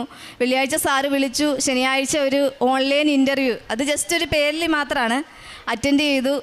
സാറ് ബുധനാഴ്ച വിസ വന്നു. അതൊന്നും നമുക്ക് ഒന്നും അറിയേണ്ട വന്നില്ല. എല്ലാ സമയ ചുരുക്കത്തിൻ്റെ മാതാവ് പെട്ടെന്നാണ് എല്ലാം നമുക്ക് നടത്തി തന്നത്. ഇപ്പം ഇന്നലെ ടിക്കറ്റ് എടുത്ത് ചൊവ്വാഴ്ച എൻ്റെ ഹസ്ബൻഡ് ഷാർജയിലേക്കാണ് പോകുന്നത്. ആ സാറിന് സ്വന്തമായിട്ട് ഇവിടെ 2 കമ്പനിയുണ്ട്. ഞാൻ പറയുന്നത് എന്താണെന്ന് വെച്ചിട്ടുണ്ടെങ്കിൽ നമ്മൾക്ക് ഏജൻസിയോ അല്ലെങ്കിൽ വേറെ ഒന്നും വേണ്ട. മാതാവ് നമ്മുടെ കാര്യത്തിൽ ഇടപെട്ടിട്ടുണ്ടെങ്കിൽ നമുക്ക് വേറെ ഒന്നൊരു പ്രശ്നമല്ല. അങ്ങനെയാണ്. നിങ്ങൾ ആരാണെങ്കിലും നമ്മുടെ എന്ത് ബുദ്ധിമുട്ടുകളും മാതാവിൻ്റെ അടുത്ത് കരഞ്ഞ് പ്രാർത്ഥിച്ചാൽ മതി. ഞാൻ ഓരോ ദിവസവും അതെ മാതാവിനെ സത്യം പറഞ്ഞിട്ടുണ്ടെങ്കിൽ ഞാൻ കരഞ്ഞ് എൻ്റെ കണ്ണീര് കൊണ്ട് മാതാവിൻ്റെ ഫോട്ടോ തുടച്ചിട്ടുണ്ട്. അത്രയ്ക്കും ബുദ്ധിമുട്ടുകളിലൂടെ കടന്നു പോകുമ്പോൾ ഞാൻ ഓൾറെഡി ഈ ഫീൽഡ് വർക്കാണ് എനിക്ക്. അപ്പോൾ പോകുമ്പോഴൊക്കെ ആണെങ്കിലും ഞാൻ പത്രങ്ങളൊക്കെ കൊടുക്കുന്നത് അങ്ങനെയാണ്. എനിക്ക് ഒരുപാട് സ്ഥലങ്ങളിൽ കൊടുക്കാൻ പറ്റാറുണ്ട്. മെയിനായിട്ട് ഞാൻ സത്യം പറഞ്ഞിട്ട് ഈ പള്ളികളിലൊന്നും കൊടുക്കാറില്ല കേട്ടോ. ഞങ്ങൾ പോകുന്ന പള്ളിയിലും, കാരണം പള്ളിയിൽ വരുന്നവർക്ക് ശരിക്കും മാതാവിനെ ഈശോനെ അറിയാം, അവരറിഞ്ഞുകൊണ്ടാണ് വരുന്നത്. അപ്പോൾ അച്ഛൻ എപ്പോഴും പറയും നമ്മൾ അറിയില്ലാത്തവരെയാണ് അറിയിക്കേണ്ടത്. അതുകൊണ്ട് ഞാൻ ഓരോ വീടുകളിലും പോയി പറഞ്ഞ്, അതുപോലെ പത്രം വാങ്ങിച്ചിട്ട് ഞാൻ പോണതിന് മുമ്പ് ഇവിടെ നിന്ന് ഓരോ മാസവും പത്രം വാങ്ങിച്ചിട്ട് ചിലപ്പോൾ 2-3 കെട്ടും പത്രമൊക്കെയാണ്. അത് വാങ്ങിച്ച് വീട്ടിൽ ചെന്ന് ഞങ്ങൾ വൈകിട്ടത്തെ സന്ധ്യാപ്രാർത്ഥനയ്ക്ക് എല്ലാവരും ഒപ്പം ഇരുന്ന്, എൻ്റെ ഇളയ മോളായിരിക്കും കുരിശിട്ട് പ്രാർത്ഥിക്കുന്നത്. നമ്മുടെ മാതാവിൻ്റെ തൈലം വിശ്വാസപ്രമാണം ചൊല്ലി കുരിശിട്ട് പ്രാർത്ഥിച്ചാണ് ഞാൻ ഓരോ ആളുകൾക്കും പത്രം കൊടുക്കുന്നത്. ഞാൻ പ്രാർത്ഥിക്കും, ദൈവമേ ഈ പത്രം കൊടുക്കുമ്പോൾ ആ കിട്ടുന്നയാൾക്ക് അവരുടെ എന്ത് വിഷമമാണ് അത് മാറി കിട്ടണമെന്ന് പ്രാർത്ഥിച്ചാണ് ഞാൻ പത്രം കൊടുക്കാറുള്ളത്. ഇതൊക്കെയാണ് ഞാൻ പ്രേക്ഷിത പ്രവർത്തനമായിട്ട് ചെയ്യാറുള്ളത്. കാരുണ്യ പ്രവൃത്തികൾ എന്ന് പറഞ്ഞിട്ടുണ്ടെങ്കിൽ ദൈവം പറഞ്ഞ നമ്മുടെ ഇല്ലായ്മയിൽ നിന്നും കൊടുക്കണമെന്നാണ്. കാരണം ഉള്ളവൻ്റെ ഇതിന് വിലയില്ല. ഒന്നുമില്ലാത്ത വിധവയുടെ ആ ചെമ്പ് തുട്ടിനാണ് ഈശോ വളരെയധികം പ്രാധാന്യം കൊടുത്തത്. അതുകൊണ്ട് തന്നെ എനിക്ക് സാമ്പത്തികമായിട്ട് സഹായം ചെയ്യാനില്ലെങ്കിലും എന്നെക്കൊണ്ട് കഴിയാവുന്ന രീതിയിൽ ഹോസ്പിറ്റലിൽ, നമ്മൾ ജനറൽ ഹോസ്പിറ്റലിലൊക്കെ ചെന്ന്, ക്യാൻസർ വാർഡിലൊക്കെ ചെന്ന് രോഗികൾക്ക്, സത്യം പറഞ്ഞിട്ടുണ്ടെങ്കിൽ കയ്യിലുള്ള പൈസയല്ല, നമ്മളെന്തെങ്കിലും ലോൺ എടുത്തിട്ടോ അങ്ങനെയുള്ള രീതികളിൽ തന്നെയൊക്കെയാണ് കാരുണ്യ പ്രവൃത്തികളൊക്കെ എന്നെക്കൊണ്ട് പറ്റുന്ന പോലെയൊക്കെ ചെയ്യാറുണ്ട്. നമ്മൾ ഇല്ലായ്മയിൽ നിന്ന് കൊടുക്കണം. നമ്മുടെ ലൂക്കാസ് സുവിശേഷത്തിൽ പറയുന്ന പോലെ തന്നെ കൊടുക്കുവിൻ നിങ്ങൾക്കും കിട്ടും, അമർത്തി കുലുക്കി നിറച്ചളന്ന് നിങ്ങളുടെ മടിയിലേക്ക് ചൊരിയും. അത് ഉറപ്പ് കാര്യമാണ്. കാരണം ഞാൻ ഇന്നൊരു 1000 രൂപ ആർക്കെങ്കിലും ഒരു ബുദ്ധിമുട്ടുള്ളവർക്ക് കൊടുത്തു കഴിഞ്ഞാൽ നാളെ അതെനിക്ക് ഏതെങ്കിലും രീതിയിൽ അതിനേക്കാളും കൂടുതലായിട്ടുള്ള ഇതെനിക്ക് മാതാവ് തന്ന് സഹായിച്ചിട്ടുണ്ട്. അതുപോലെ തന്നെ ഇങ്ങനെ ഈ സാഹചര്യങ്ങളിലൂടെയൊക്കെ പോയി കഴിഞ്ഞപ്പോൾ വീണ്ടും ഇങ്ങനെ ഇതൊന്നും നടക്കില്ല എന്നുള്ള രീതിയിൽ വന്നു കഴിഞ്ഞപ്പോൾ ഞാൻ എപ്പോഴും ഇങ്ങനെ വണ്ടി ഓടിച്ചുകൊണ്ട് എടുക്കുമ്പോഴേക്കും ഇങ്ങനെ പ്രാർത്ഥിച്ചുകൊണ്ടേ നടക്കുകയുള്ളൂ. അതിൽ എപ്പോഴും ഞാൻ ചൊല്ലുന്നൊരു വചനമുണ്ട്.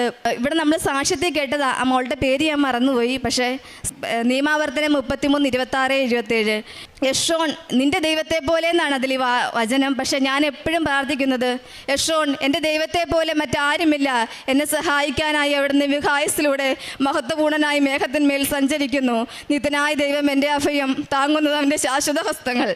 ഇത് ഞാൻ ഒരു ദിവസം എത്ര പ്രാവശ്യം പ്രാർത്ഥിക്കുമെന്ന് എനിക്ക് തന്നെ അറിയില്ല സത്യം പറഞ്ഞിട്ടുണ്ടെങ്കിൽ. അങ്ങനെ ഞാൻ പ്രാർത്ഥിച്ച് എൻ്റെ മാതാവ് എന്നോട് ഒപ്പം കൂടെ ചേർന്ന് നിൽക്കുന്നുണ്ട്. മാതാവ് ഈശോയും എനിക്ക് തന്ന അനുഗ്രഹങ്ങൾക്കെല്ലാം ഒരുപാട് നന്ദി പറയുന്നത് ഞാൻ എൻ്റെ ഹസ്ബൻഡിൻ്റെ കയ്യിൽ കൊടുക്കാം. ഇങ്ങനെയൊരു ജോലി എനിക്ക് തന്ന എൻ്റെ അമ്മ മാതാവിനും തിരുക്കുമാരനും കോടാനുകൂടി നന്ദി പറയുന്നു. അതുപോലെ തന്നെ ഞാൻ ഉടമ്പടി എടുത്തിട്ടില്ല, എൻ്റെ വൈഫാണ് ഉടമ്പടി എടുത്തിട്ടുള്ളത്. എന്നാലും ഞാനും എൻ്റെ കുടുംബവും എല്ലാ സമയത്തും ഉടമ്പടിയിൽ തന്നെയാണ് ജീവിക്കുന്നത്. ആത്മീയമായി ഞങ്ങളുടെ ജീവിത നിലവാരം വളരെയേറെ ഉയർന്നിട്ടുണ്ട്, പ്രത്യേകിച്ച് എൻ്റെ. കാരണം എന്താണെന്ന് വെച്ച് കഴിഞ്ഞാൽ, ഞാൻ ഇവർ പള്ളിയിൽ പോകുമ്പോൾ ഇവരെ പള്ളിയിൽ കൊണ്ടുപോയി വിടും, തിരിച്ചു പോരാനടുത്ത് കൊണ്ടുവരും. കുർബാനയ്ക്ക് ഞാൻ കൂടൂല. പക്ഷേ ഉടമ്പടി എടുത്തതിന് ശേഷം എല്ലാ ഞായറാഴ്ചകളിലും ഞാൻ കുർബാന കൂടും, സന്ധ്യാപ്രാർത്ഥനയ്ക്കുണ്ടാവും, അതേപോലെ രാവിലത്തെ പ്രത്യക്ഷീകരണ പ്രാർത്ഥനയ്ക്ക് കൂടും. എല്ലാ കാര്യങ്ങളിലും ആത്മീയമായിട്ട് വളരെ ഉയരാൻ ഈ ഉടമ്പടി എന്നെയും എൻ്റെ കുടുംബത്തെയും സഹായിച്ചിട്ടുണ്ട്. അതുപോലെ ഞങ്ങളുടെ പ്രാർത്ഥന എന്ന് പറയുന്നത്, ഞങ്ങളുടെ ജീവിതകാലം മുഴുവൻ ഈ ഉടമ്പടിയിൽ തന്നെ തുടരുവാൻ അമ്മ മാതാവും തിരുക്കുമാരനും ഞങ്ങളെ അനുഗ്രഹിക്കട്ടെ എന്നാണ്. ഈ ജോലി തന്ന അമ്മ മാതാവിനും തിരുക്കുമാരനും ഒന്നുകൂടി കോടാനുകൂടി നന്ദി പറഞ്ഞുകൊണ്ട് ഞാൻ നിർത്തുന്നു. സങ്കീർത്തനങ്ങൾ 145, 18, 19 തിരുവചനങ്ങൾ. തന്നെ വിളിച്ചപേക്ഷിക്കുന്നവർക്ക്, ഹൃദയ പരമാർത്ഥതയോടെ വിളിച്ചപേക്ഷിക്കുന്നവർക്ക് കർത്താവ് സമീപസ്ഥനാണ്. തൻ്റെ ഭക്തന്മാരുടെ ആഗ്രഹം അവിടുന്ന് സഫലമാക്കുന്നു. അവിടുന്ന് അവരുടെ നിലവിളി കേട്ട് അവരെ രക്ഷിക്കുന്നു. ലിജ അജു എന്ന ഈ സഹോദരിയും ജീവിത പങ്കാളിയും ഉടമ്പടി ജീവിതത്തിൽ അത്യപൂർവ സമയച്ചുരുക്കത്തിൽ അമ്മ മാതാവ് കുടുംബത്തിൻ്റെ കരം പിടിച്ചതും വളരെ പെട്ടെന്ന് എയർ ലിഫ്റ്റ് ചെയ്തുകൊണ്ട് ഒരു ജോലി നൽകി കുടുംബത്തെ അനുഗ്രഹിച്ചതിനെയുമാണ് ഈ അൾത്താരയിൽ സാക്ഷ്യപ്പെടുത്തുന്നത്. കുറച്ച് നാളായി, വർഷങ്ങളായി വിദേശത്ത് പോകുവാനുള്ള പരിശ്രമത്തിൽ തുടർച്ചയായി ഈ കുടുംബം മുന്നോട്ട് പോകുന്നു.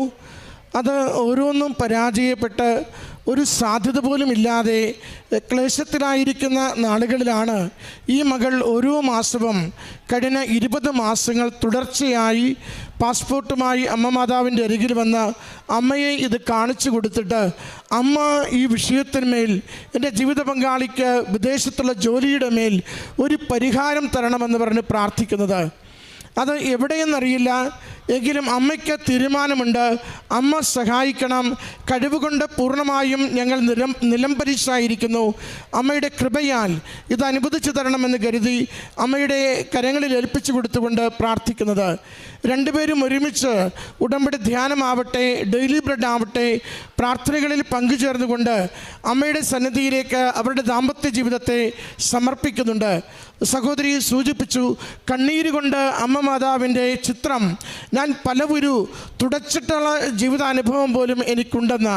ഇതൊക്കെയും ഒരാൾ എങ്ങനെ അമ്മയോട് സ്നേഹിക്കുന്നു, അമ്മയുടെ പക്കൽ ശരണപ്പെടുന്നു, അമ്മയാണ് ആശ്രയമെന്ന് പരസ്യമായും രഹസ്യമായും ഏറ്റുപറയുന്നു എന്നതിൻ്റെ അടയാളങ്ങളാണ്.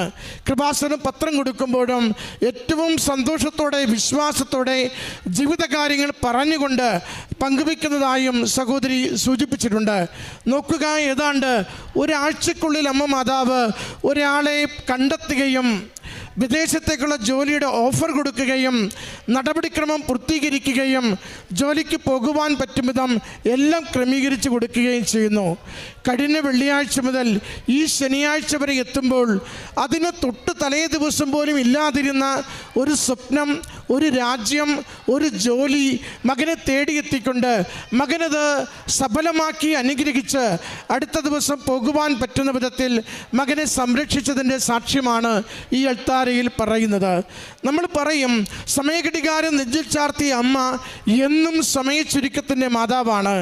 അതുകൊണ്ട് അമ്മയുടെ അരികിൽ നിങ്ങൾ ഡേറ്റിട്ട് പ്രാർത്ഥിക്കുമ്പോൾ, സമയച്ചുരുക്കത്തിനൊരു അനുഗ്രഹത്തിന് വേണ്ടി ആഗ്രഹിക്കുമ്പോൾ ഉടമ്പടി ജീവിതം എത്ര കണ്ട് കൃത്യതയിലും സന്തോഷത്തിലും മുന്നോട്ട് കൊണ്ടുപോകുവാൻ നിങ്ങൾക്ക് സാധിക്കുമോ, അത് അനുഗ്രഹത്തിൻ്റെ വലിയ അടയാളങ്ങൾ വളരെ ചുരുക്കം ദിവസങ്ങൾക്കുള്ളിൽ അമ്മ കുടുംബത്തിന് അനുവദിച്ചു തരുന്നത് കാണാനാവും.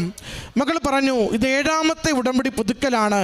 കഴിഞ്ഞ 6 പുതുക്കലുകളിലും ഈ നിയോഗത്തിന് യാതൊരു അനക്കവുമില്ലാതിരിക്കുമ്പോഴും അല്പം പോലും മടികൂടാതെ പുറകോട്ട് മാറാതെ അമ്മയിൽ ശരണപ്പെട്ടുകൊണ്ട് 7 അമ്മയുടെ നമ്പർ ആയതുകൊണ്ട് ആ 7ാമത്തെ പുതുക്കലിന് എനിക്ക് അനുഗ്രഹത്തിൻ്റെ അടയാളം കിട്ടുമെന്ന പ്രത്യാശയോടെ പ്രാർത്ഥിച്ച് കാത്തിരിക്കുന്നതും മകൾ ഈ അൾത്താരയിൽ വെളിപ്പെടുത്തുന്നുണ്ട്. പ്രിയമുള്ളവരെ, ഉടമ്പടിയിലാണോ, ഉടമ്പടി നമ്മളെ അമ്മയോട് ചേർത്ത് നിർത്തുന്നുണ്ടോ, അമ്മ മാതാവ് ജീവിത വിഷയം ഏറ്റെടുത്തിരിക്കും. ഈ കുടുംബത്തിന് ലഭിച്ച ഈ അനുഗ്രഹത്തിന് അമ്മ മാതാവിനും